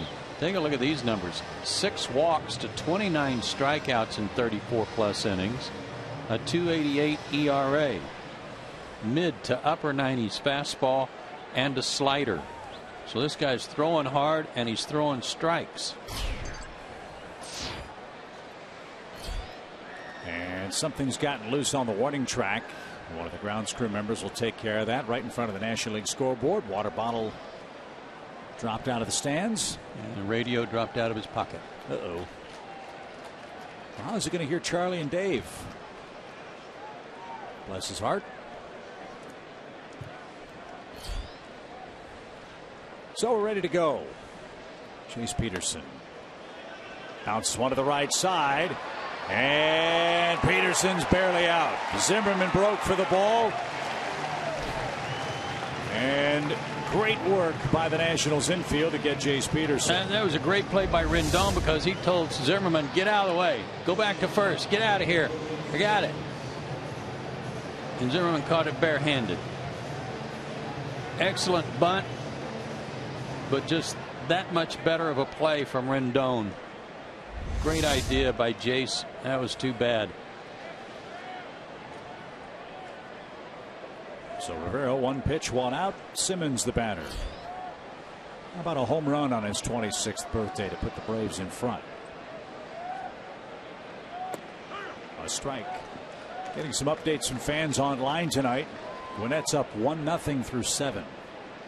in their AAA game against Norfolk. If they win, they're tied for the division lead. Here it's 1-1. Bouncing ball. Desmond at short. And he makes the peg to first. Almost pulled Zimmerman into the base runner, but no harm, no foul. 2 outs. That seems to be the one. More often than not for Ian Desmond is the routine out.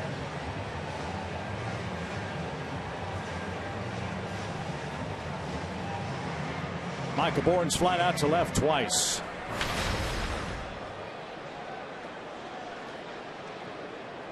Washington will have their 3, 4, 5 hitters coming up in the 6th. Strike one.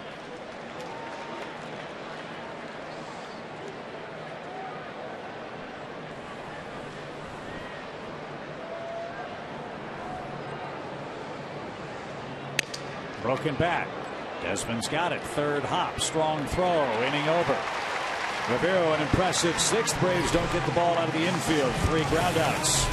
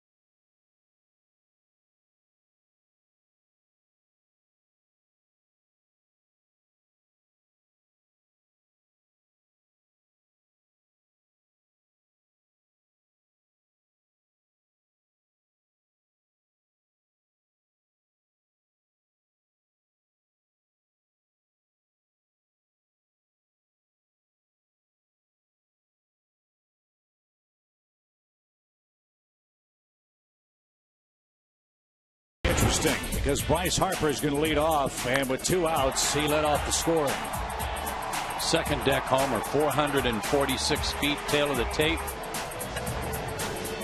But since then, Julio Teheran's thrown 1-hit shutout ball over his next 4 innings. He's walked a few guys, and he had an error made behind him, but he's pitched around that and keeping his team in the game. Big effort for Julio on a night when the Braves needed exactly that. Action has begun in the pen. Teheran's at 98 pitches. He's got Harper, Zimmerman, and Clint Robinson coming up. One of those walks was intentional. Yeah, you got to get somebody up here just in case with this part of their order. They're so hot where they've been swinging the bat. You know, Bryce Harper's only got 80 RBIs. I say only because the year he's had, if he had anybody getting on base in front of him earlier this season, he'd be at 100. And Rendon was hurt, and that was the big one that was missing from their lineup. And Span, Denard Span, bad back, and now hip surgery for the Nationals leadoff man. The amazing thing is the number you mentioned about Bryce Harper last night and again earlier tonight. This one's hit on the ground to second. There's a good start. Bryce Harper's 22. And he jogs to first after the ground out, 1 away.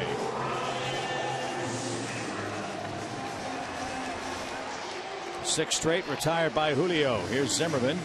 He's gotten a couple of flyouts to right by Zimmerman, and he's pitched him inside a time or 2. And you got to do that. Got to tie him up. Because he's last 20. Our Georgia lottery hitting the jackpot. 4 and 12. Line drive, first pitch. That'll drop in front of Bourne for a hit. But it was still a good pitch. We'll have to take a look at it on replay, but it was in, caused him to have to pull his hands in and kind of fight it off. He's just a big, strong guy. He was kind of running in on him, too. He didn't get all of this by any means, but he's hot right now, and they're all falling in.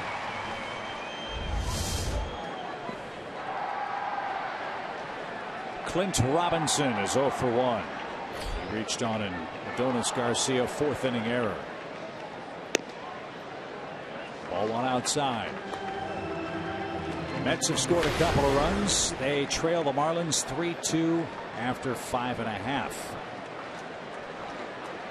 Tom Kohler on the hill for the Fish.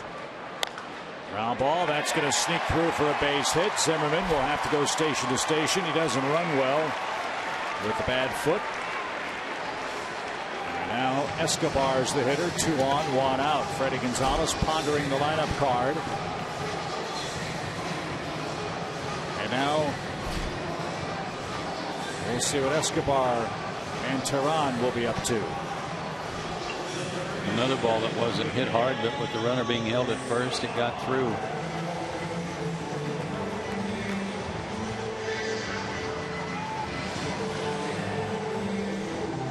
And we were halfway through the 3rd time in the order. Braves bullpen in 3 games in September has already pitched 16 2/3 innings. And not very effectively. No. So at 103 pitches, and if Julio is feeling okay, you got to make sure that you get all out of him that you can tonight. You're right, the slider's been his best pitch. That one missed off the plate. 1 ball, no strikes. Edwin Jackson is ready if needed. Escobar's hit into a double play. Another would be welcome here. 2 on, 1 out.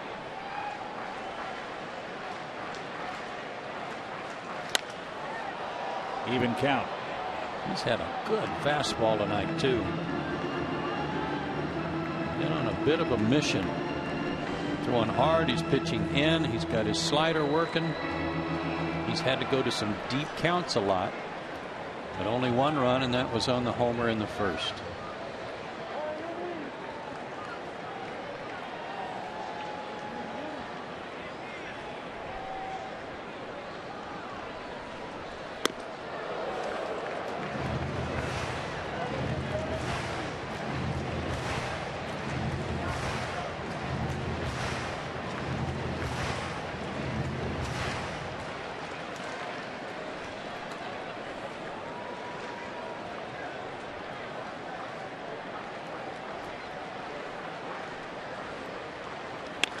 Line foul.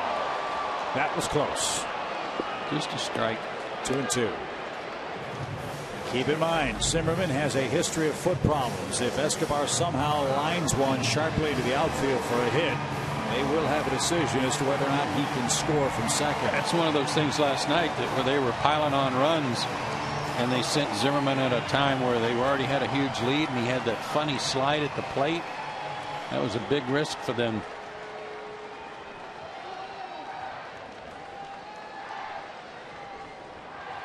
2 balls, 2 strikes.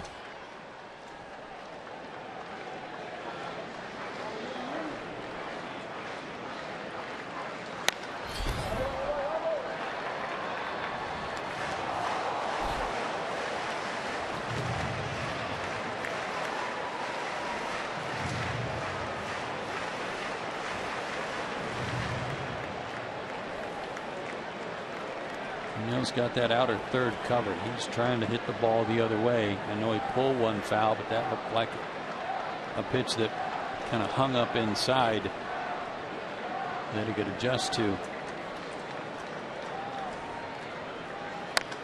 Sharply hit base hit. Here comes Zimmerman at 3rd. He's going to be stopped. Sharply hit. And they're loaded for Washington. 3 consecutive hits. And now Desmond is the batter.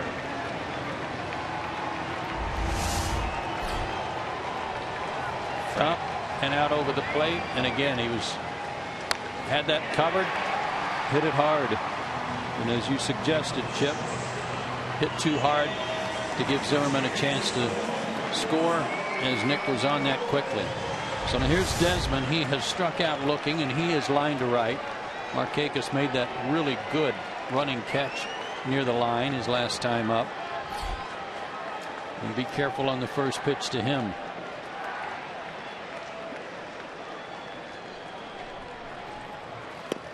Strike one.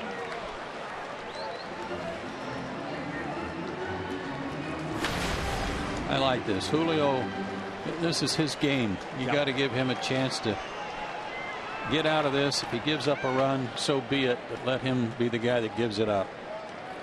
Swing and a miss.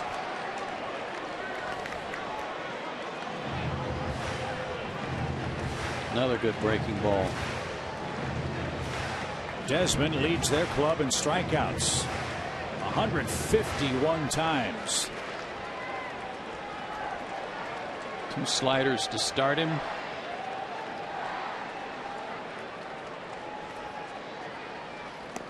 He stayed with it. Couldn't get him to offer.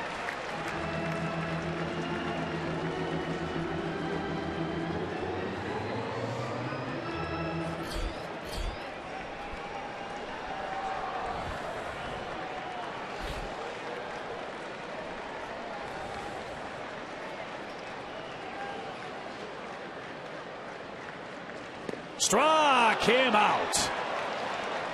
He has made 10-15 huge pitches in this game.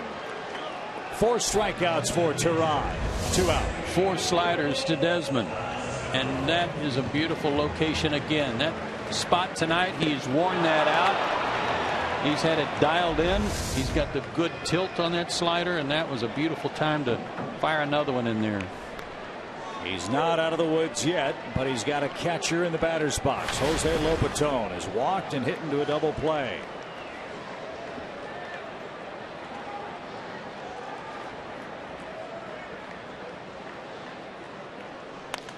Popped him up. Who wants it? It's going to be Michael Bourne in left, and Julio Teheran with the game of the year. 6 innings of 1-run ball. The Nationals load him up and leave him stranded, loaded twice.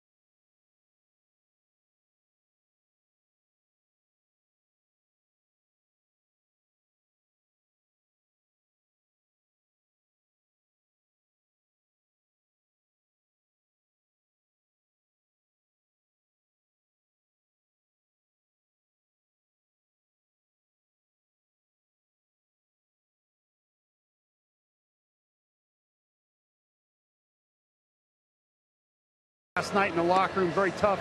Freddie Gonzalez giving my favorite interview of the year, saying things were unacceptable. He was very honest. He didn't steer away from any of it.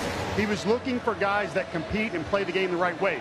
Julio Teheran, my hero, definitely showing that tonight, getting out of a earlier jam with a double play, and then in the last inning with bases loaded, getting out of it as well. First and third, one out, just making his pitches. This team has to be fired up and rallying around him. We'll see if they can come out with the victory. Yeah, it'd be nice, Paul, with him being pinch hit for here. If they can put a run on the board for him, make him the pitcher of record, maybe get him his 10th win. That'd be great. Daniel Castro's the man that'll pinch hit. And he smacks the first one to third. One pitch, one out again. Peterson retired by Riviero on a bunt try in the 6th. Castro lines out to start the 7th. And we go back to the top, and Nick Markakis, who has walked twice, scored the only Braves run. Big league outing right there for Julio. Something the Braves desperately needed.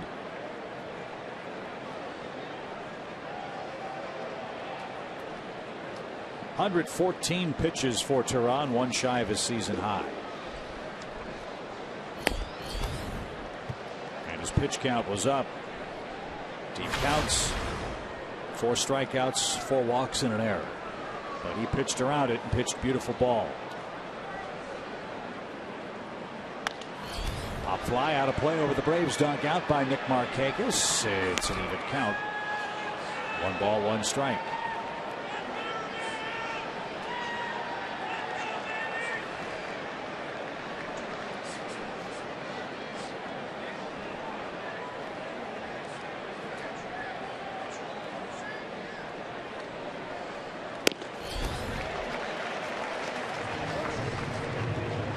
.96 on this pitch from Rivero.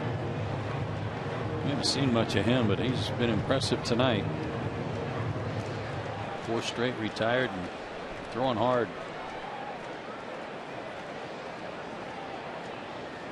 And some tee on.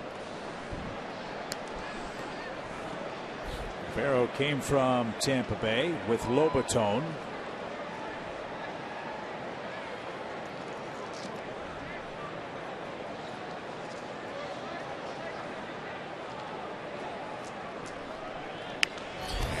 The seats again. It's only 23. Had a left elbow problem last year, put him on the DL in early May. He came back in late July. They made him a starter just to get his innings count up. He was 2-7 in their minor leagues last year. 2 balls, 2 strikes. And he just missed. He wanted that one. 98 on that pitch.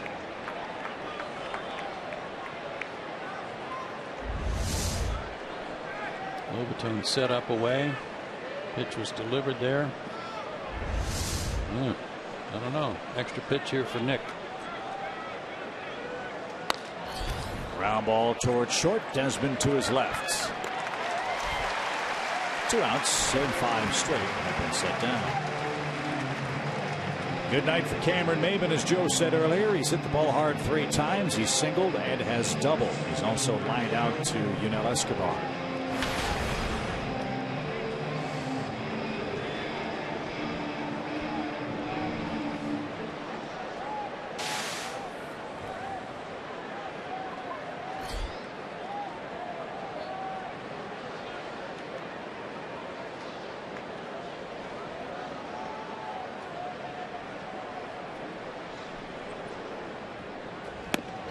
Strike 1.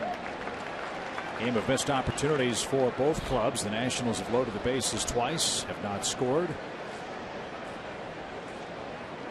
Maybin singled and was picked off ahead of Freeman's double in the 1st inning.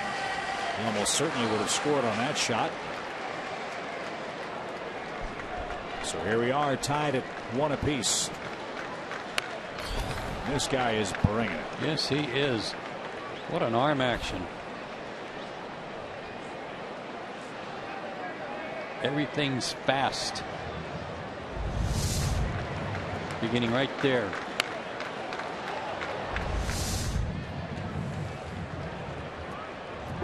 6'2", 200 pounds out of Venezuela.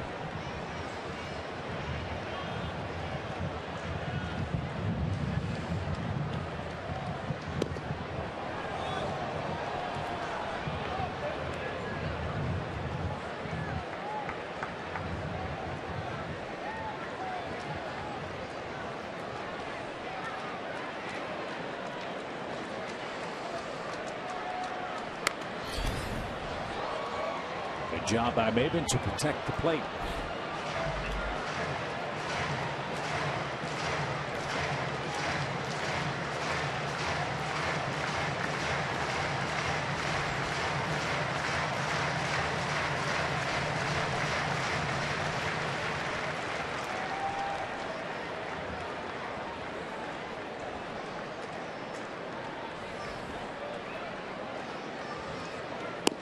Strike 3 called inside corner. A 99-mile-an-hour fastball over the inside edge. That is tough duty for anyone. 7th inning stretch, still tied at 1.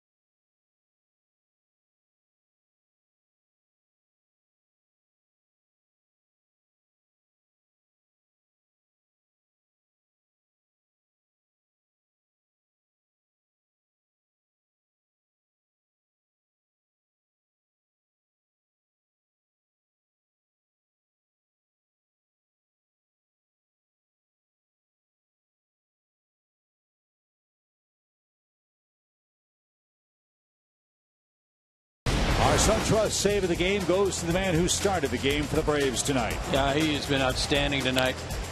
Julio, here he starts a 1-6-3 double play to get himself out of a jam, but he did that all night long, primarily with the slider, striking out Rendon there. He gets the pop-up last inning with the bases loaded after he had already struck out Desmond.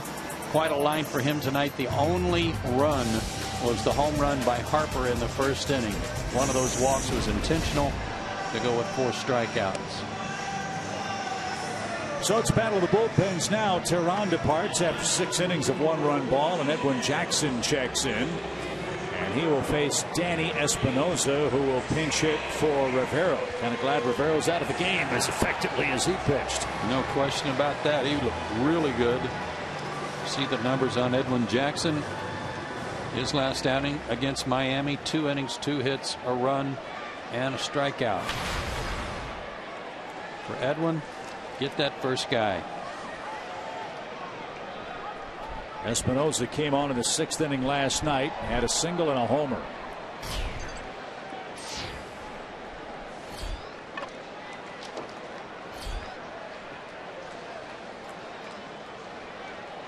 And he almost got hit. I don't know how it missed him. Espinosa's played just about everywhere for the Nationals. 2nd, 3rd, short, 1st, and left.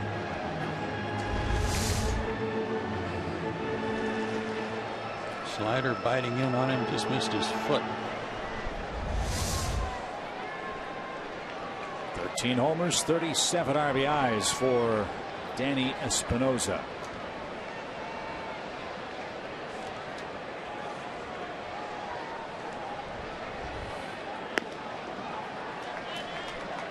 He was 2 for 9 as a pinch hitter this year.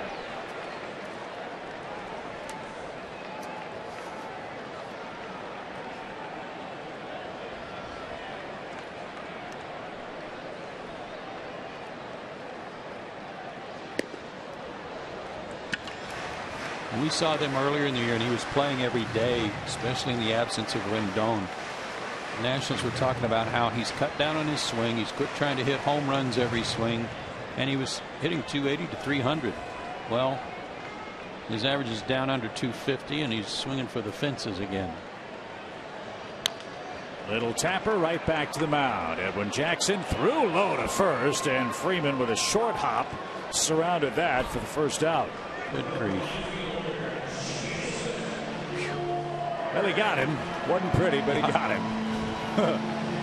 Country superstar and Georgia native Sam Hunt performs after the game October 1st. Free post-game concert brought to you by Coca-Cola and Delta Airlines. Get your tickets now at Braves.com/concerts. Edwin Jackson was a National.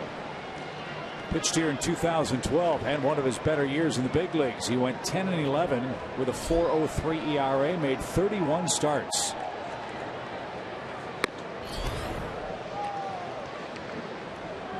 Pitched a 189 2/3 inning year.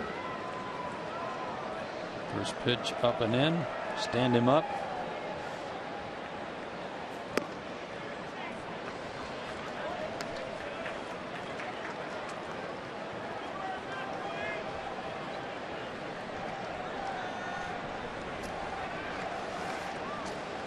Two balls, no strikes for Jason Worth, who's 2 for 7 against Edwin lifetime. And that's low, ball 3. Edwin's got a birthday coming up. He'll be 32 in 5 days.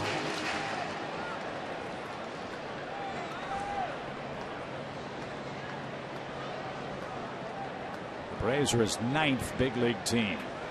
Shot down, caught at third by Garcia. What a play down the line to Rob Worth of at least 2 bases. Boy, oh boy. Jason jumped on a 3-0 count. Rifled it. Adonis has had one go right through his legs tonight, but he makes a spectacular play on this. Spectacular. And it almost went right through the webbing. Half the baseball is on the outside of the glove. Wow. Great play. So here's Rendon, bases empty, and he takes a strike. The Mets have taken the lead in Miami. I believe Cespedes hit a home run. A 2-run homer. It's 4-3 New York. Popped up right side and into the stands. 0-2.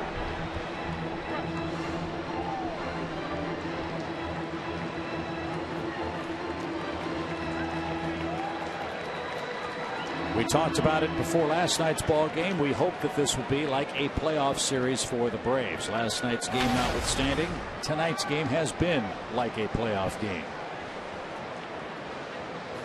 Well pitched, well defended, big plays, big pitches made by Tehran. The Washington bullpen in play. It's the pitching. It's Tehran tonight. He set the tone. Home run in the first, he didn't let it get to him. Shut him down after that, and it's on the offense right now.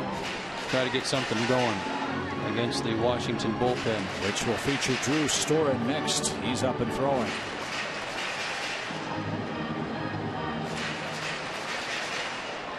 One ball, 2 strikes.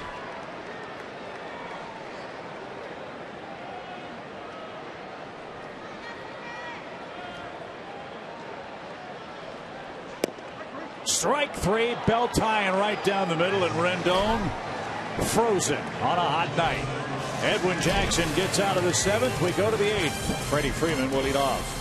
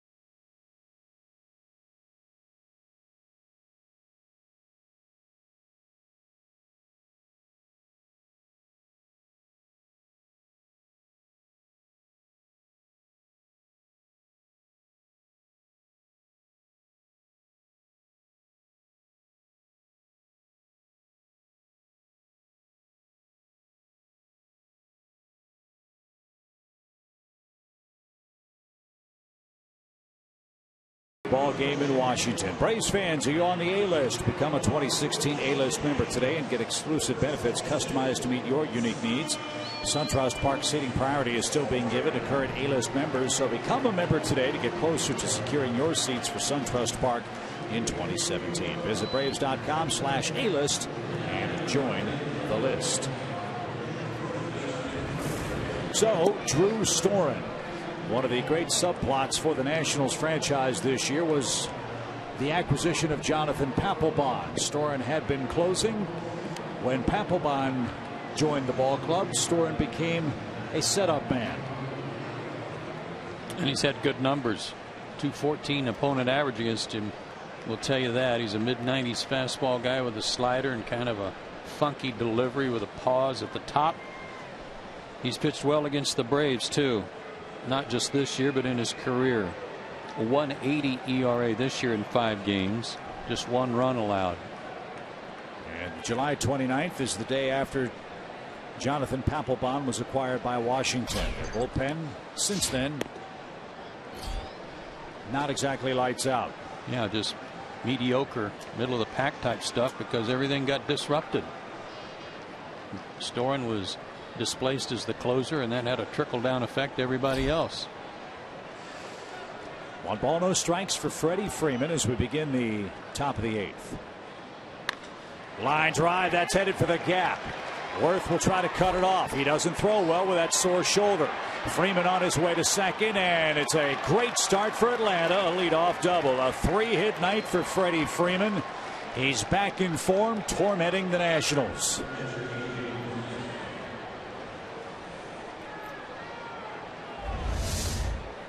Target was inside. Pitch was up and away.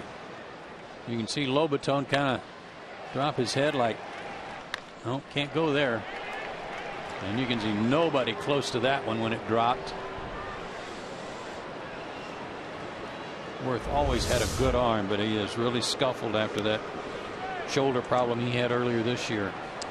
June 11th, the last 3-hit game for Freeman. Now Przinsky bats. And he drives one down the right field line. Przinsky tied the game with a little modern English. It was kind of squirrely. Yeah. But it worked out perfectly.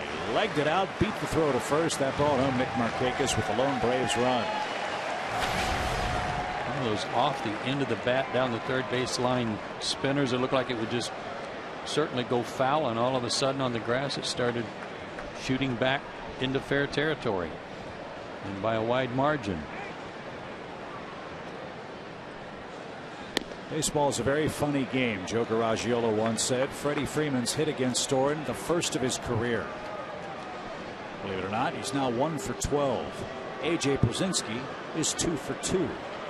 A.J. just wants to get something to the right side. He pulled one foul, but he wants to get him over to third base. Set up Garcia. And Storen knows that, and he pitched him away. 2 balls and a strike.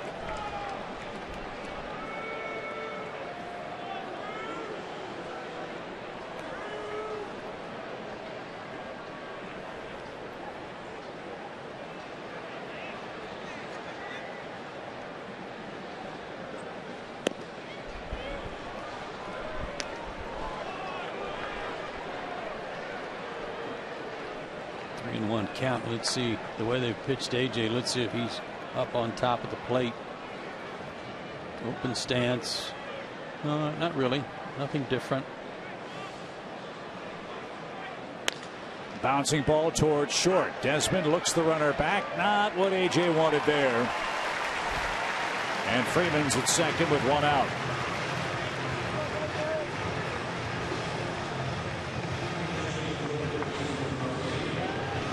No, that will irritate the Braves catcher, especially on a 3-1 count. So Nick Swisher's going to grab a bat. He's a switch hitter. That's one part of the equation. The second part of the equation is Adonis Garcia is 1 for 25 this year with runners in scoring position.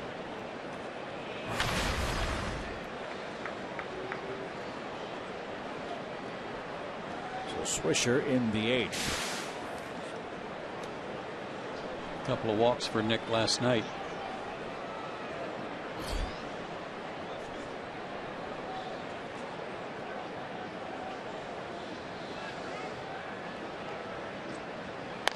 Sharply hit through, base hit. Here comes Freddie. They're going to wave him. Worth loads up. Here comes his throw. It's going to be late, and the Braves take the lead. Nick Swisher with a base hit to right puts Atlanta in front.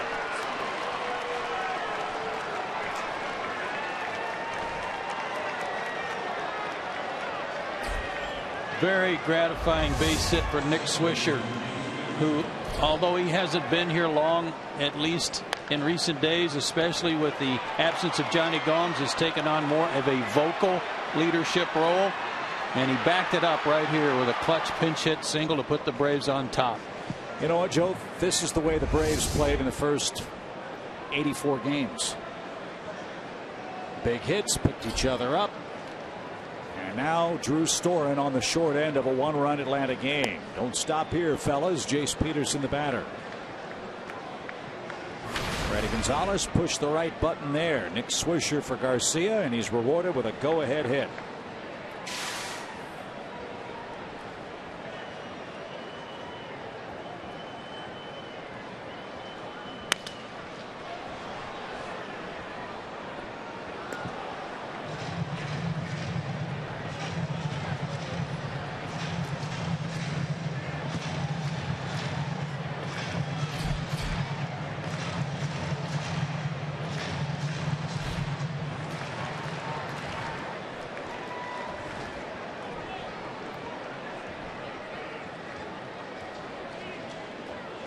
One ball, one strike.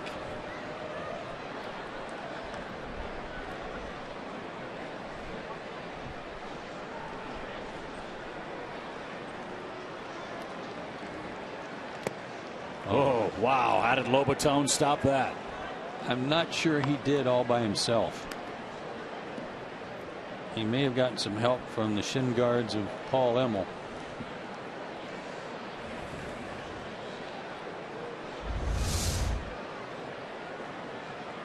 No, he did. Nice play.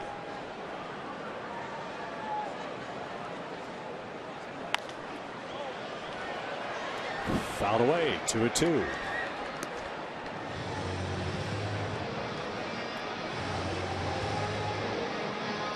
Jace Peterson came into this game with his average having dipped below 240 for the first time. 0 for 3 tonight. Put down an attempted bunt hit his last time up, and Rendon made a terrific play against him.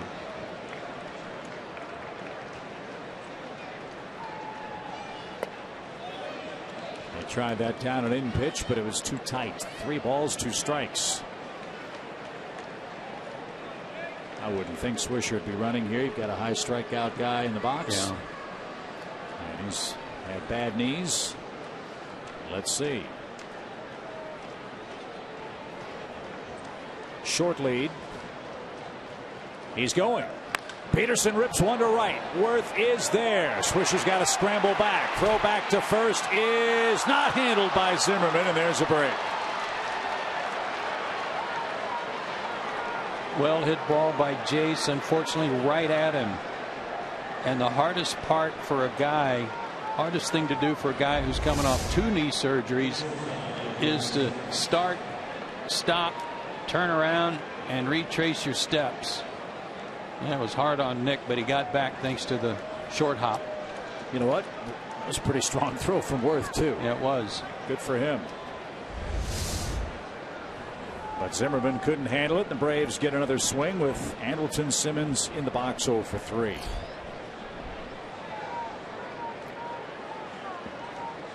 Insurance would be welcome. 2-1 Atlanta, 8th inning. Strike 1.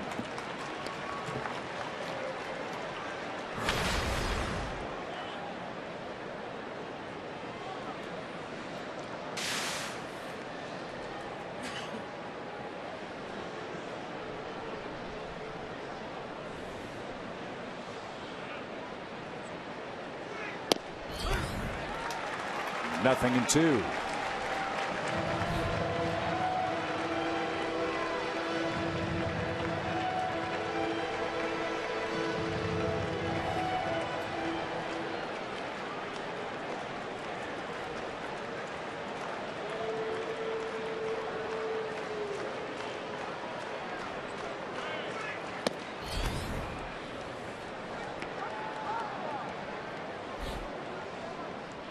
And to kind of concede the middle in on the plate if you're Anderson.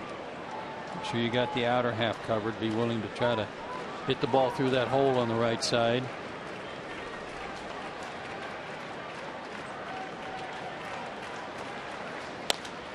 Popped up toward right. So in the 8th inning, a frame of firsts. Freddie Freeman's first hit against Drew Storen gives Atlanta its first lead in 22 innings. Nick Swisher provided the lift with a pinch hit single to right.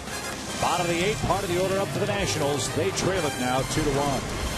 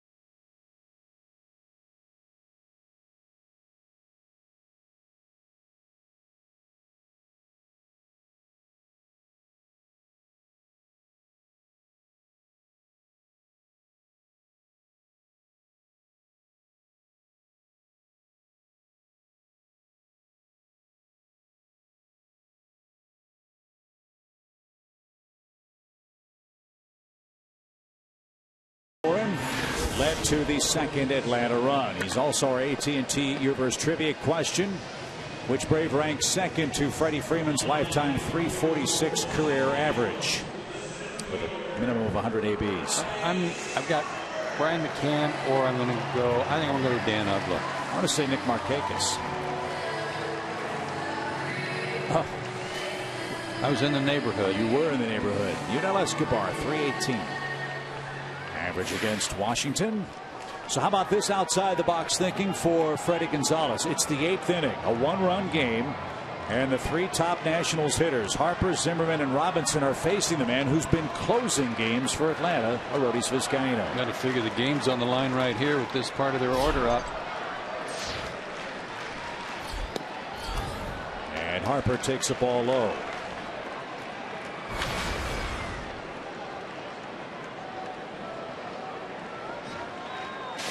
Arodys hasn't had many opportunities to pitch, so he might be available for 6 outs. And he missed high and away to Harper. 2-0. You know Harper will take a walk. So don't do that.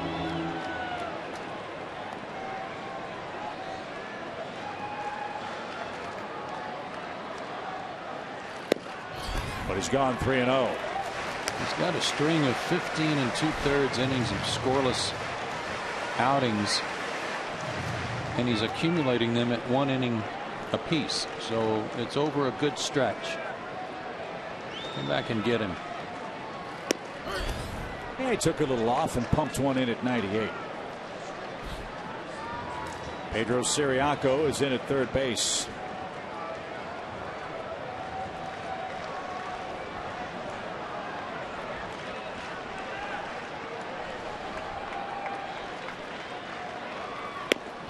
3-2. He's a pitch away from doing just what you hoped.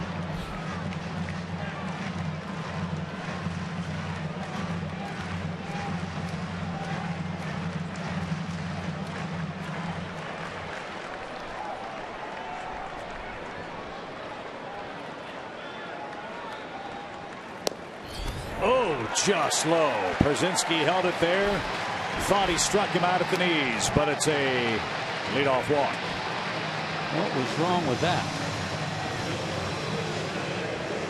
If you're going to miss, that's where you want to miss. AJ did a good job of bringing it up. Might have been down, but a good pitch nonetheless. Unfortunately, it was ball 4. If that had been to start the at bat, it might have gotten a call. Zimmerman's 1 for 3. If you get the ball on the ground, he doesn't run well. But you got to throw strikes, and he did. Strike 1. Wow. That didn't look to be as good a pitch as the one that walked Harper. It's a big fat no.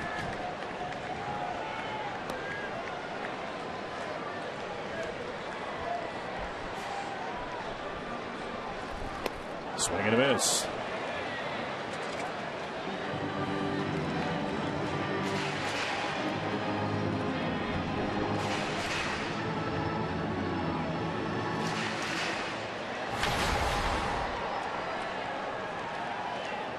Nats had the bases loaded twice and did not score tonight.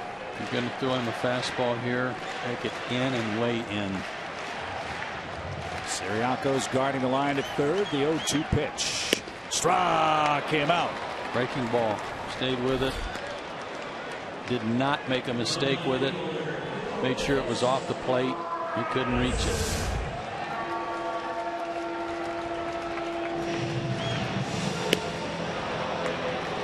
Big out.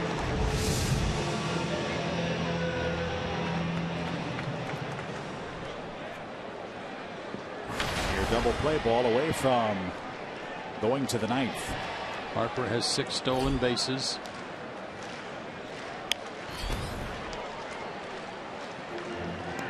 So don't ignore him.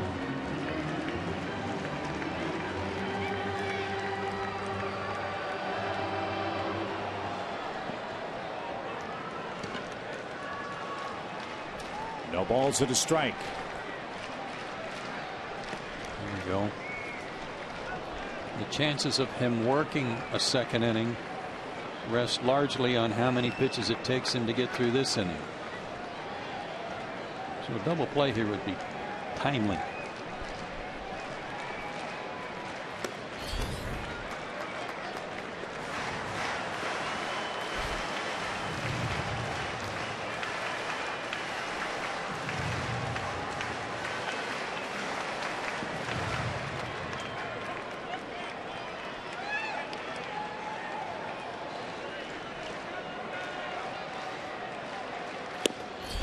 Oh, boy. The sudden zone's getting a little tight.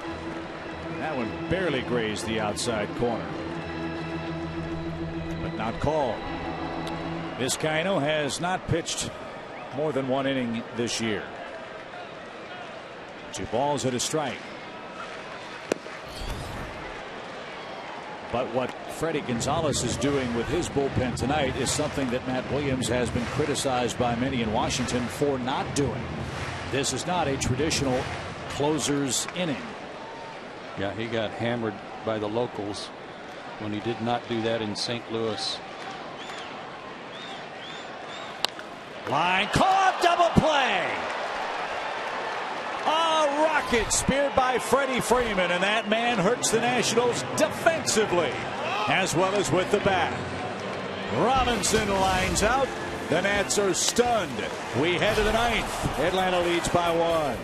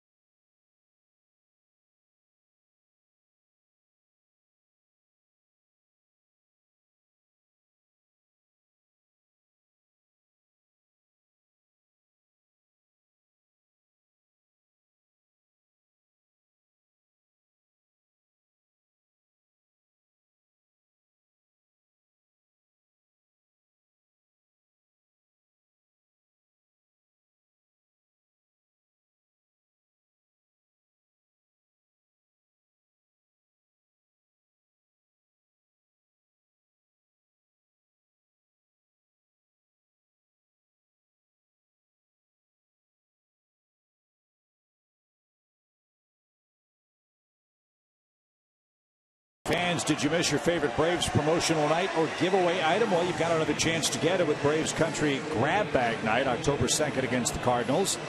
Along with your game ticket, you'll get to choose one of over 25 Braves promotional items to take home as a souvenir. Go to Braves.com/grabbag for more info and to purchase your tickets. Changes for the Nationals. Matt Den Decker is in the game to play left field. He'll bat in the number 9 spot for Washington. And Jonathan Papelbon, whom we told you was acquired July 28th, is on to try to stop the Braves, who lead 2-1. 23 saves, 6 of them have come with Washington.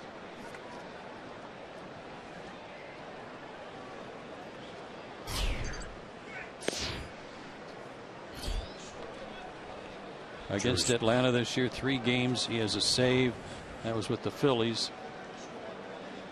3 innings pitched, 2 earned runs allowed while with Philadelphia.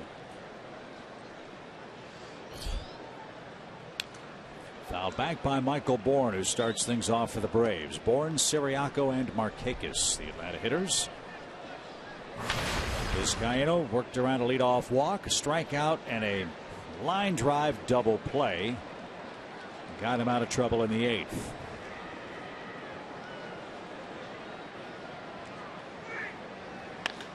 And a shot up the middle, a base hit for Michael Bourne. So there's a start for Atlanta. Bourne a big turnaround first. He's not going to run on Harper, but he might try to run on Papelbon. Good start to the 9th.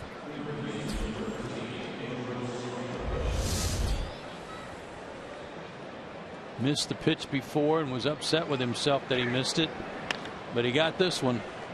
Quick inside, banged it up the middle. Kind of challenging Harper to try to throw behind him so he could just keep going. Mets are losing in Miami 5-4. That game's in the 8th. Here the Braves are beating the Nationals 2-1 in the 9th. If these scores hold, no blood in the division, but another precious day off the calendar for the Nationals, who start play 6 games out of first.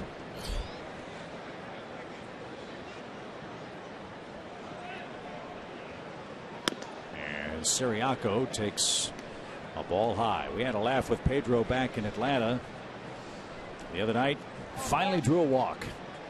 First one in a couple of years. And Joe and I were right by the locker room and said, "Hey, congratulations." And he knew exactly what we were talking about. Big smile. But he's not here to walk now. He wants to rip one. And he took a strike. He's done a nice job off the bench. 34 at bats for Siriaco with the trade of Johnny Gomes to Kansas City. His 34 pinch hit appearances, far and away the most on the club. Must have missed the bunt sign. Chat with Bo Porter. Escobar's in on the grass.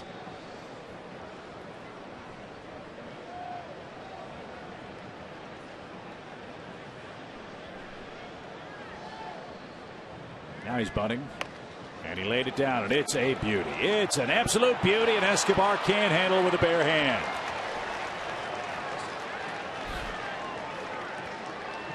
A bunt hit. And now it's set up. Maybe Markakis will be bunting too. Yeah, that was awesome. Perfectly placed. And Escobar was going to have to do that to get him, because he killed it so nicely on the grass right outside the dirt. Good job by Pedro again. 2 walks, a run for Markakis tonight.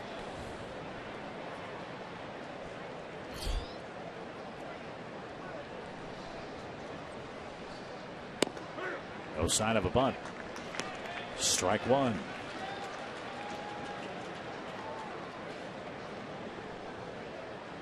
Awfully quiet at Nationals Park, just the way the Braves like it.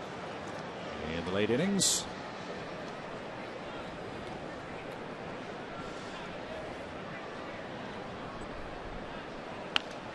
and fouled away. 0-2.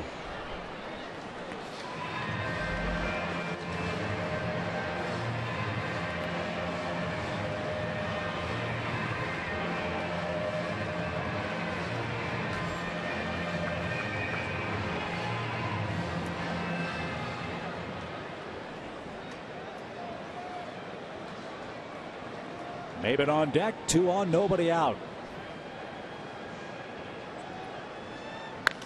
Fly ball center. That'll chase Harper back a few steps. And Bourne is not going to challenge Harper's arm. And no bunt from Markakis. He flies out, 1 away. Here's Maben.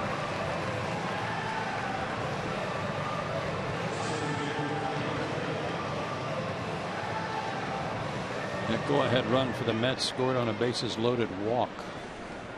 Wow. Well, they've got him 1st and 3rd in the 8th inning with 2 outs for the Mets. And Curtis Granderson's coming up. Here it's Maben. 2 hits in 4 tries for Cameron.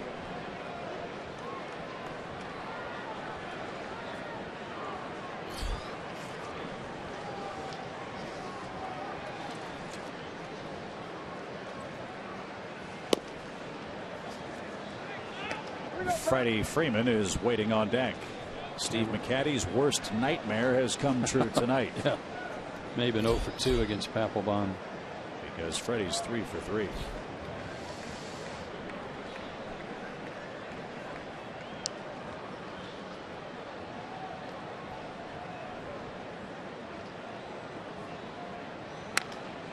Loop towards second. Rendon's going to make the play. Maben got sawed off.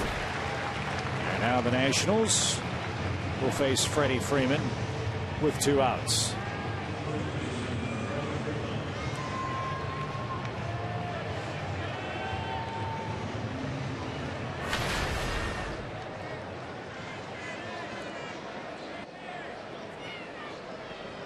Freddie's raised his average 7 points tonight. Back up to 286.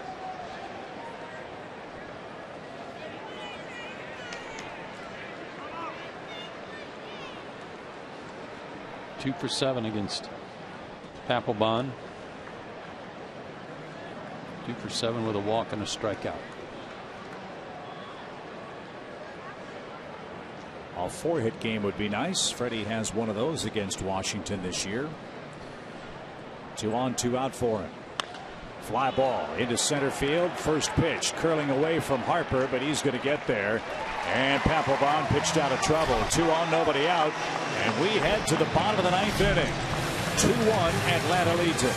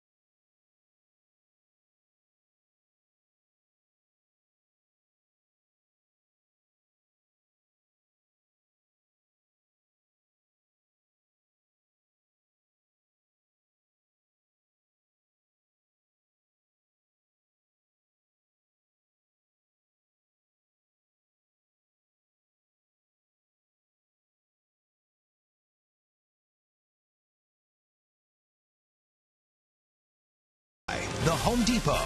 Let's do this. And the Georgia Lottery.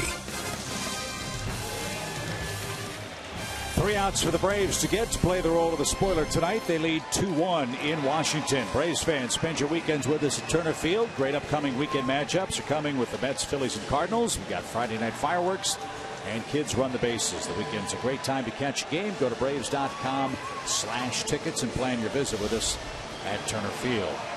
So, Joe, in a season where there are a lot of learning experiences, the learning experience for Arodys Vizcaíno, a multiple inning save opportunity. And in some ways, he's been waiting a long time for this, either by injury or from suspension. He's had very little opportunity to really show his stuff, and he's doing that right now, and he's pitching great. 3 outs to get. Escobar, Desmond, and Lobato, the Nationals hitters. Double play saved him last inning, saved him several pitches. Only 14 through that first inning.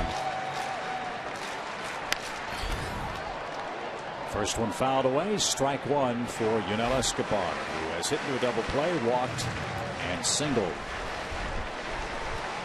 Marlins just got out of a bases loaded mess in the 8th inning. They go to the 9th, leading New York 5-4. Strike one from Vizcaino. And a line drive into right field. That's going to drop for a hit. Markakis over as quickly as he can get there, but not before Escobar slides in with a leadoff double. And here we go.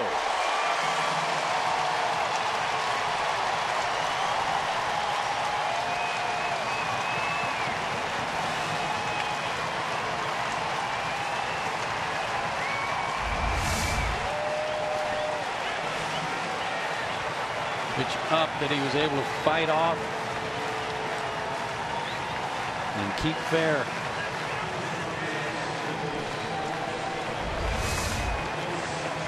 Now Trey Turner is checked into pinch run for Escobar. He can fly. Some myriad options available for Matt Williams here. Desmond had a chat with his third base coach. Let's see if he's thinking about a bunt. He struck out twice. Markakis robbed him of a hit in the 4th. He is bunting, and it's foul.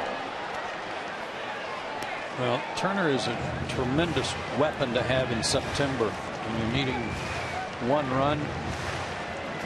Save him for an opportunity when you can put him in and try to get that run in, whether it's a tying run or a winning run. 4 sacrifices for Desmond on the year.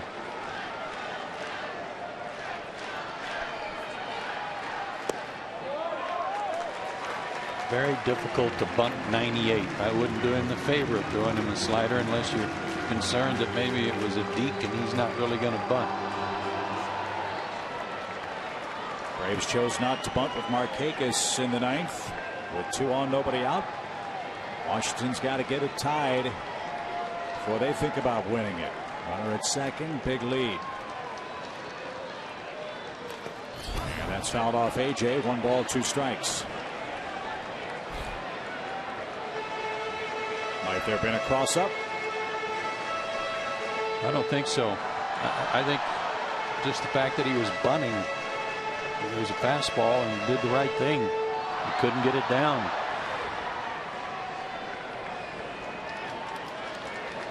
Encouragement there from AJ too as they were talking.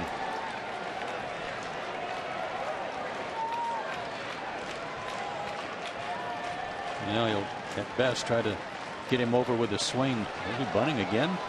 He is, and he got it down with 2 strikes. The peg to first in time. Runner at third, 1 out. Nicely done by Desmond with 2 strikes.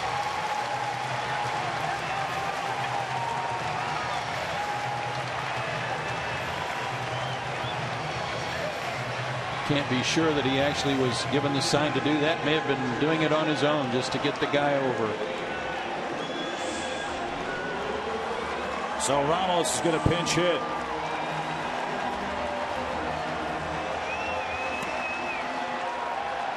He's the key man in the inning. They only have right-handed pinch hitters on the bench. Decker's in the game. The switch hitter Espinosa has already been used. Only the second pinch hit at bat for Ramos all year, and he didn't get it. Strike 1.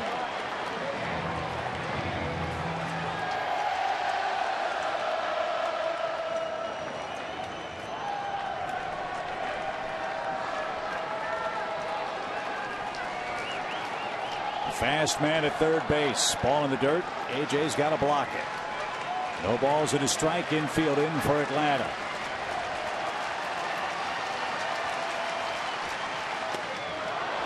Oh, and 2.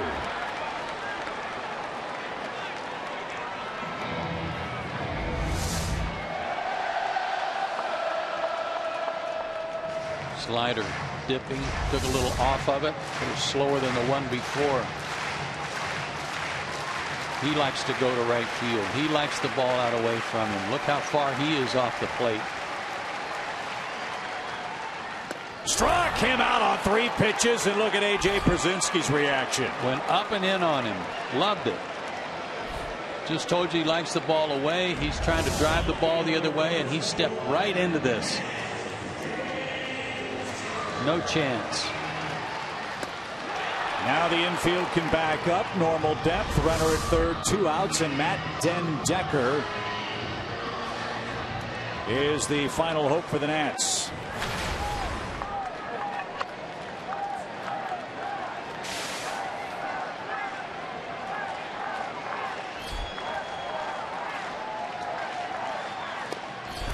Ball 1 inside to Den Decker.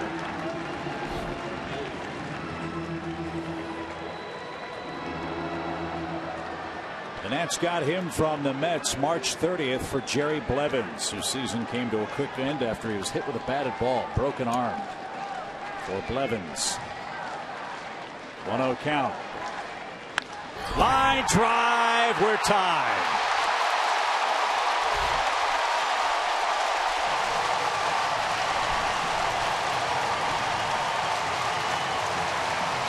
The former Met thrills the Nats and breaks the heart of his former mates. 2-2 in the 9th.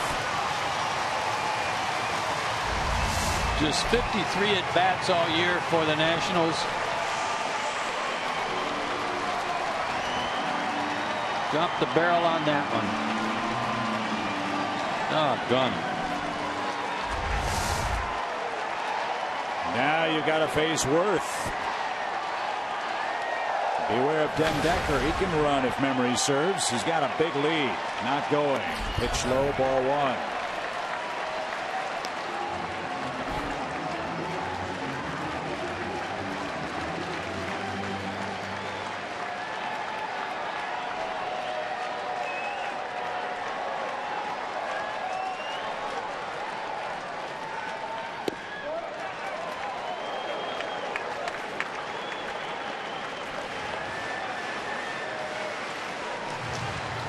Worth wants to get on any way he can because that would bring the tying run into scoring position, the winning run to scoring position, and Rendon to the plate.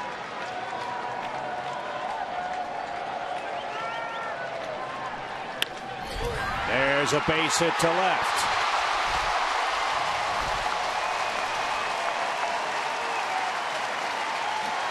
Now you got to face Rendon, and Harper is lurking.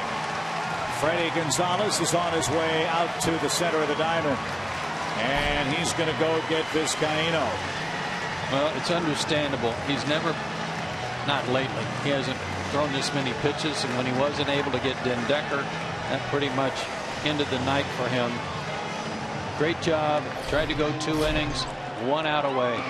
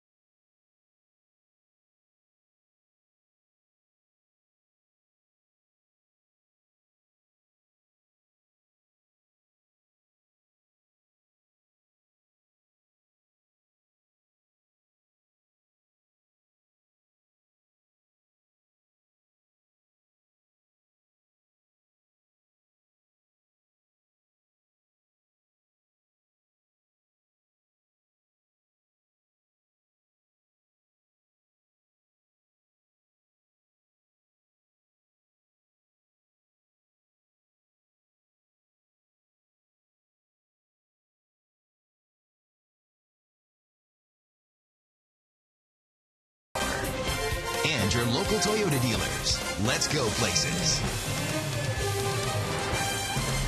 Washington's tied it with 2 outs in the bottom of the 9th inning. The most popular way to follow the action of Braves baseball is with MLB.com at bat, the #1 app for live baseball. Enjoy live look-ins, highlights, replay reviews, scores, statcasts, live radio broadcasts, and more. Get the MLB.com at bat app now. Peter Moylan will try to get Rendon and force a 10th inning. Fast man at second is the only man that matters. 11th outing for Peter, but none as big as this one.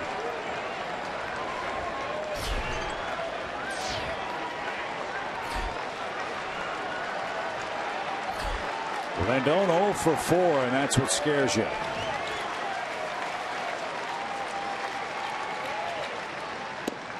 And Peter got ahead, strike 1. Rendon's never faced him.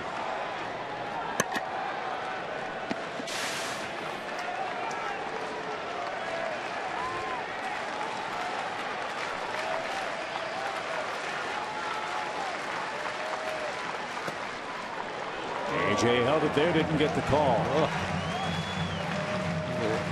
AJ's disgusted.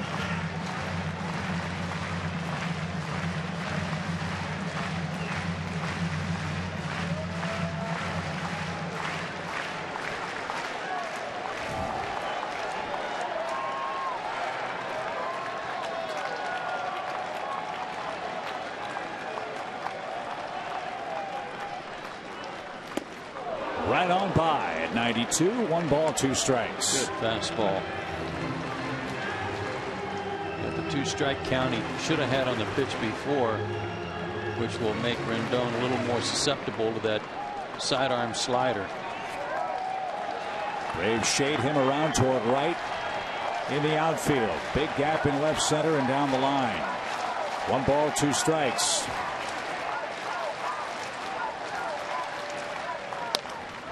Spoiled a good pitch. Out of play.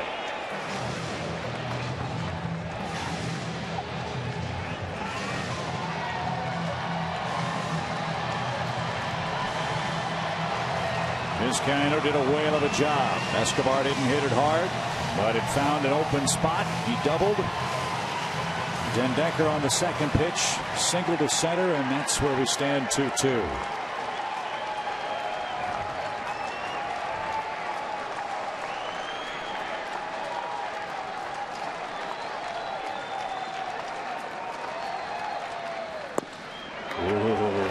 Tempted. Yes, he was. But didn't swing. 2-2. Started a little bit too far out away from him to get him to offer.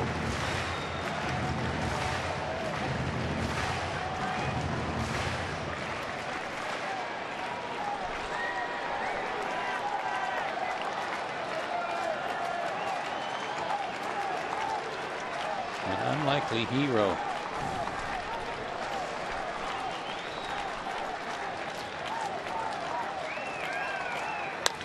Sharply hit. Andrelton's got it. And we're going to the 10th. Washington off the deck, ties the game with a run on 3 9th-inning hits. A.J. Brzezinski leads off for Atlanta when we come back.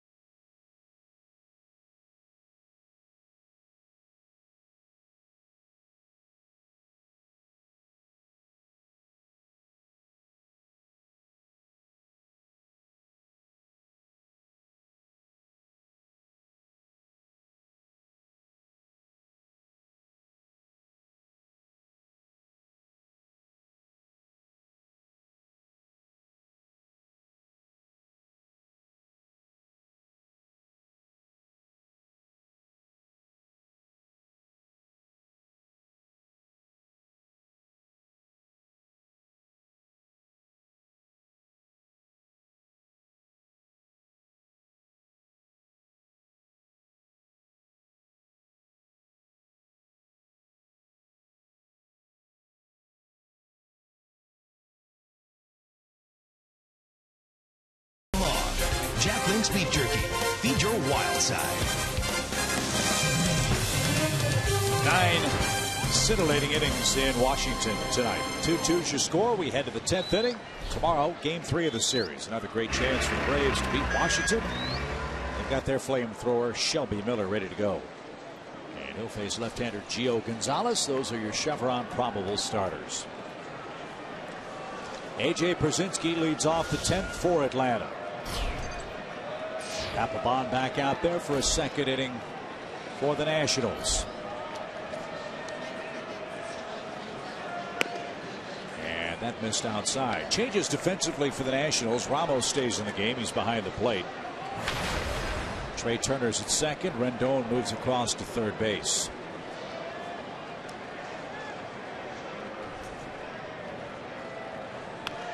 And AJ fouled it back. Braves are 4-7 in extra inning games. The Nats are 5-2.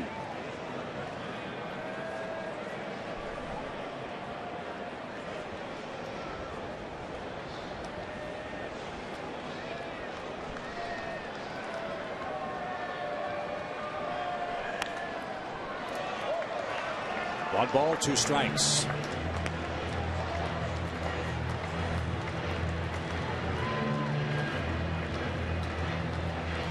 The Mets are down to their last out in Miami, but have a runner aboard, down a run against the Marlins.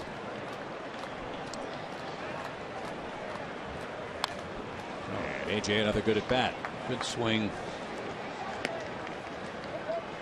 Just fought that off. See another pitch.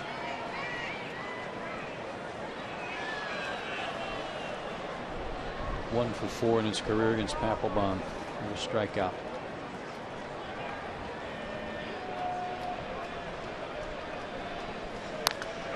Grounded toward first, and that's scooped up by Zimmerman. One away.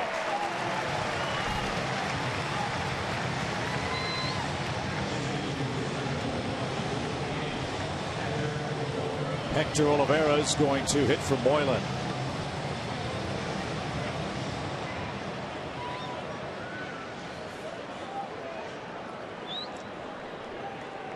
Hector brought home the lone Braves run last night with a ground out to short. He's got 3 RBIs.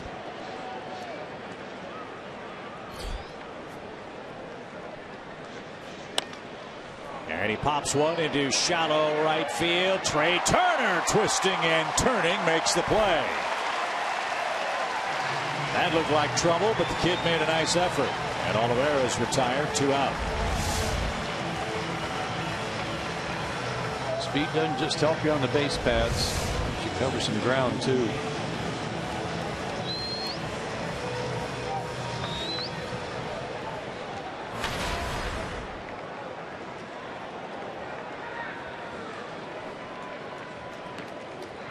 Base is empty for Jace Peterson. Braves have to go through Harper, Zimmerman, and then the pitcher's spot in the 10th.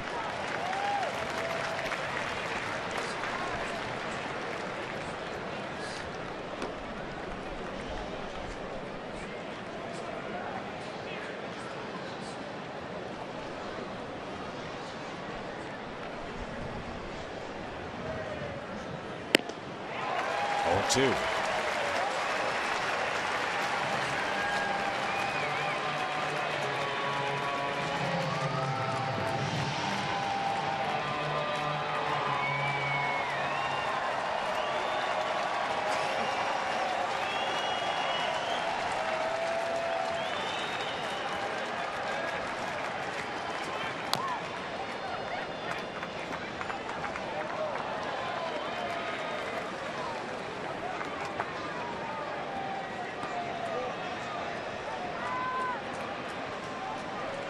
He's hit a rope his last time up.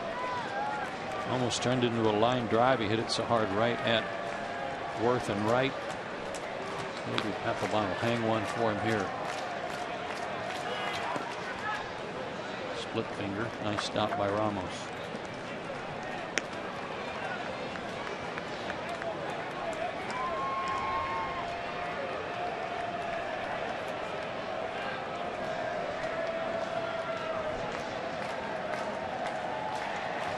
1 ball, 2 strikes for Braves second baseman Jace Peterson in the 10th.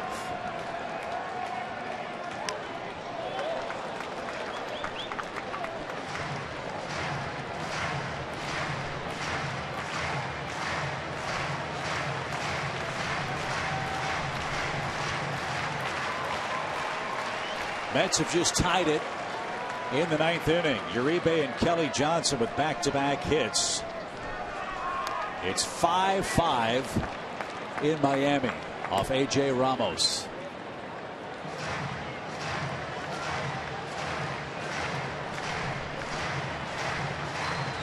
Juan Uribe was down to his last strike, as a matter of fact, before he got a hit.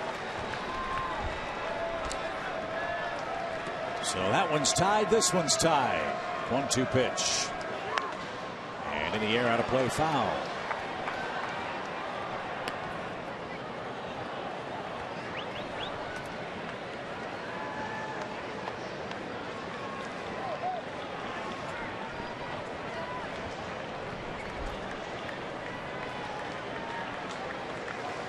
Find a gap somewhere. Let's watch Jace run a little bit. Off the glove. He's seen everything he's got. Yep.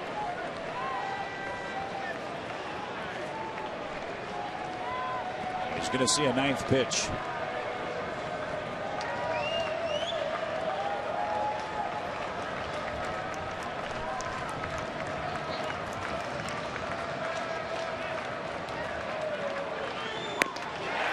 And that ends the inning.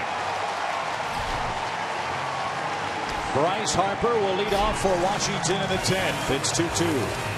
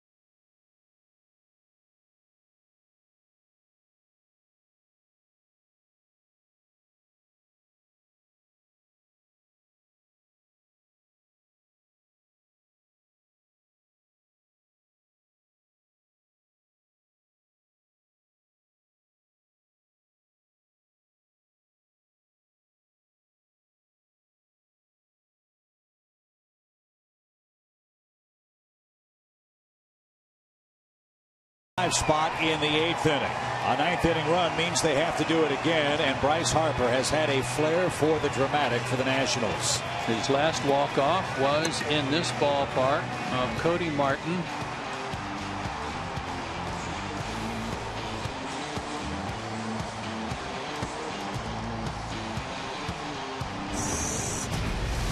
Straightaway center. And he's going to take aim at Matt Marksberry.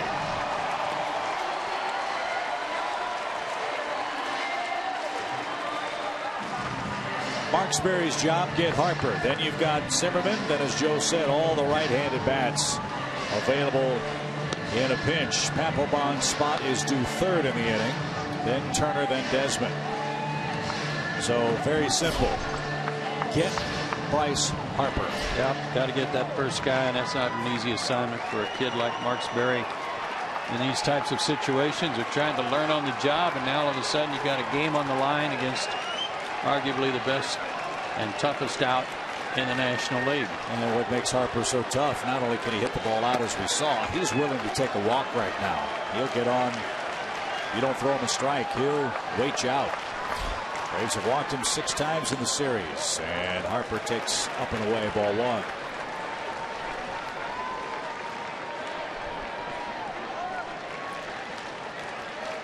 Harper hitting .313 against left-handers, 5 of his 32 homers.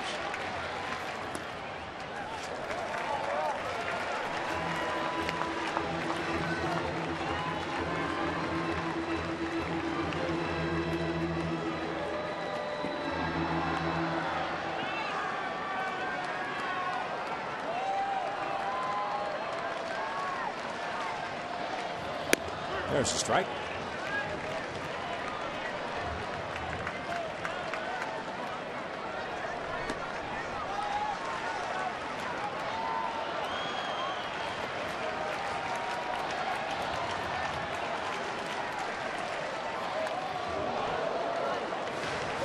He's battled back to an even count.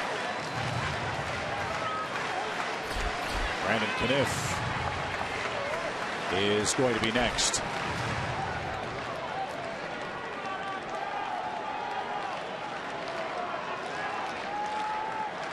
Might see him as early as Zimmerman if and when Marksberry retires Harper. And he very nearly did. Full count.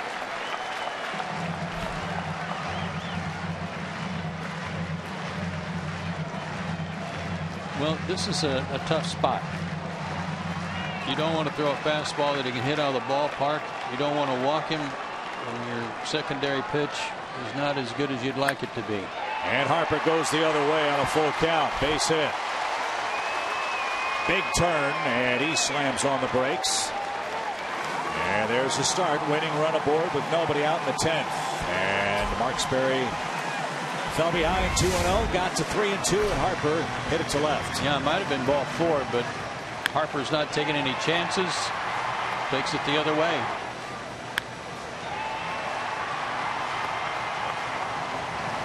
Big turn here, and he's already been picked off once by Andrelton Simmons, so he hustled back to first. So Brandon Caniff versus Ryan Zimmerman. We'll see how it works out when we come back.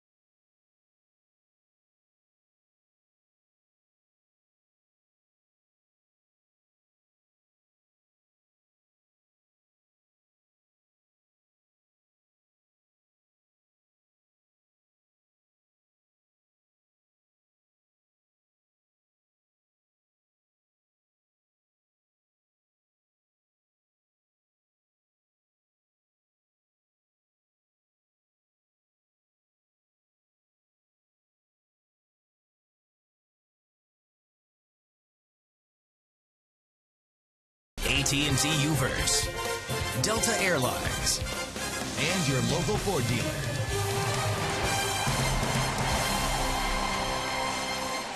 Winning runs aboard for the Nationals. Nobody out. Bryce Harper the man at first. And partner, let's hope we have 3 more games, well, 2 more against the Nationals, and then a series in Philadelphia as good as this game has been tonight. That's your upcoming Braves schedule. Yeah, we've been begging for this kind of game. Yeah. Unfortunately, as hard as Vizcaino was trying to get out of that 9th inning in his 2nd inning of work, couldn't do it.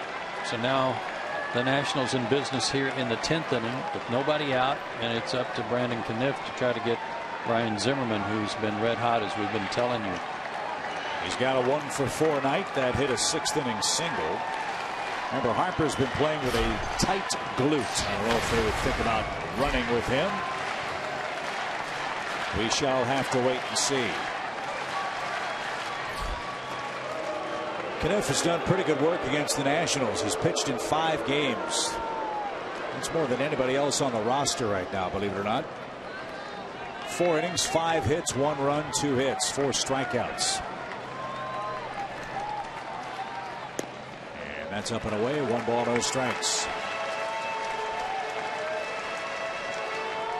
Rays have used 35 different pitchers this year.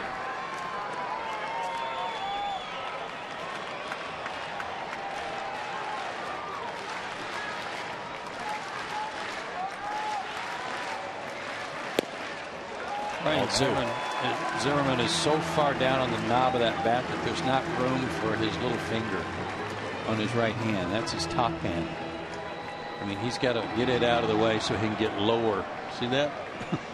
What does that do for a hitter? Just leverage. Just great leverage. I mean, remember Julio Franco? He had 2 fingers off the bottom of the knob.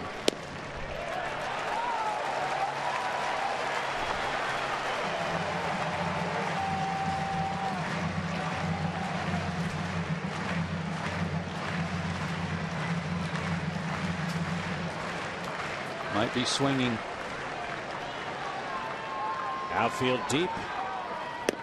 And he was taking 3 balls and a strike.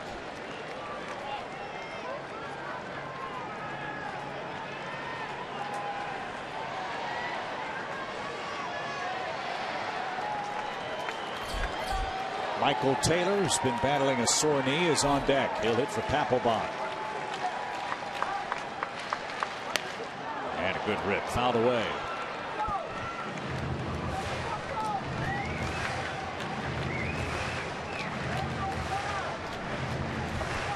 Good 94 fastball, 94 miles an hour, and by him. He was late on it.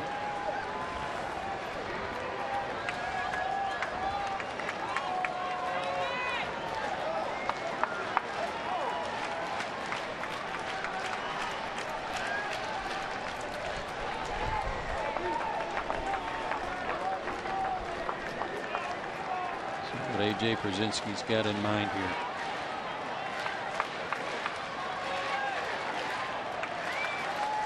Breaking ball looked like. Oh. It was up, but it was up high enough. It was going to be ball 4. Unfortunate that he went after it.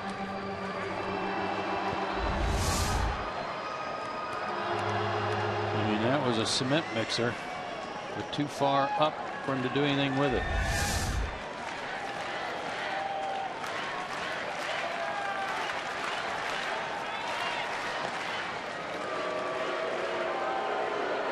Remember, early in the year, what made Kniff so valuable for the Braves was the great work he did against right-handed batters. They were 0 for their first 30 against him. They're hitting just 114 overall against him this year. And a bouncing ball up the middle. There's a hit. Harper around second, on his way to third. They're at the corners with nobody out. And now Washington can do whatever it wants.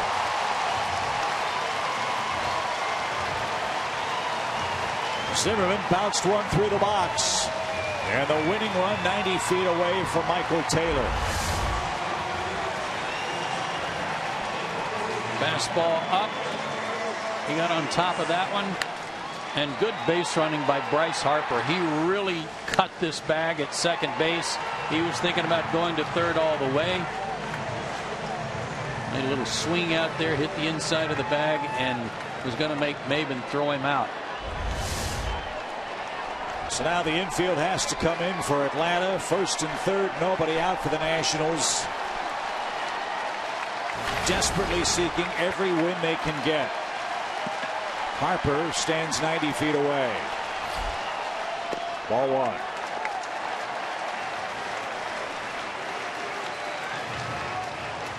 Michael Taylor's had a good year. Just got to keep him healthy. Knee problems for Taylor. who hits a mile-high fly ball left center field. That's going to win the game. That ball is deep. It is high. It is gone. Walk-off home run for Michael Taylor, and the Nationals win it 5-2.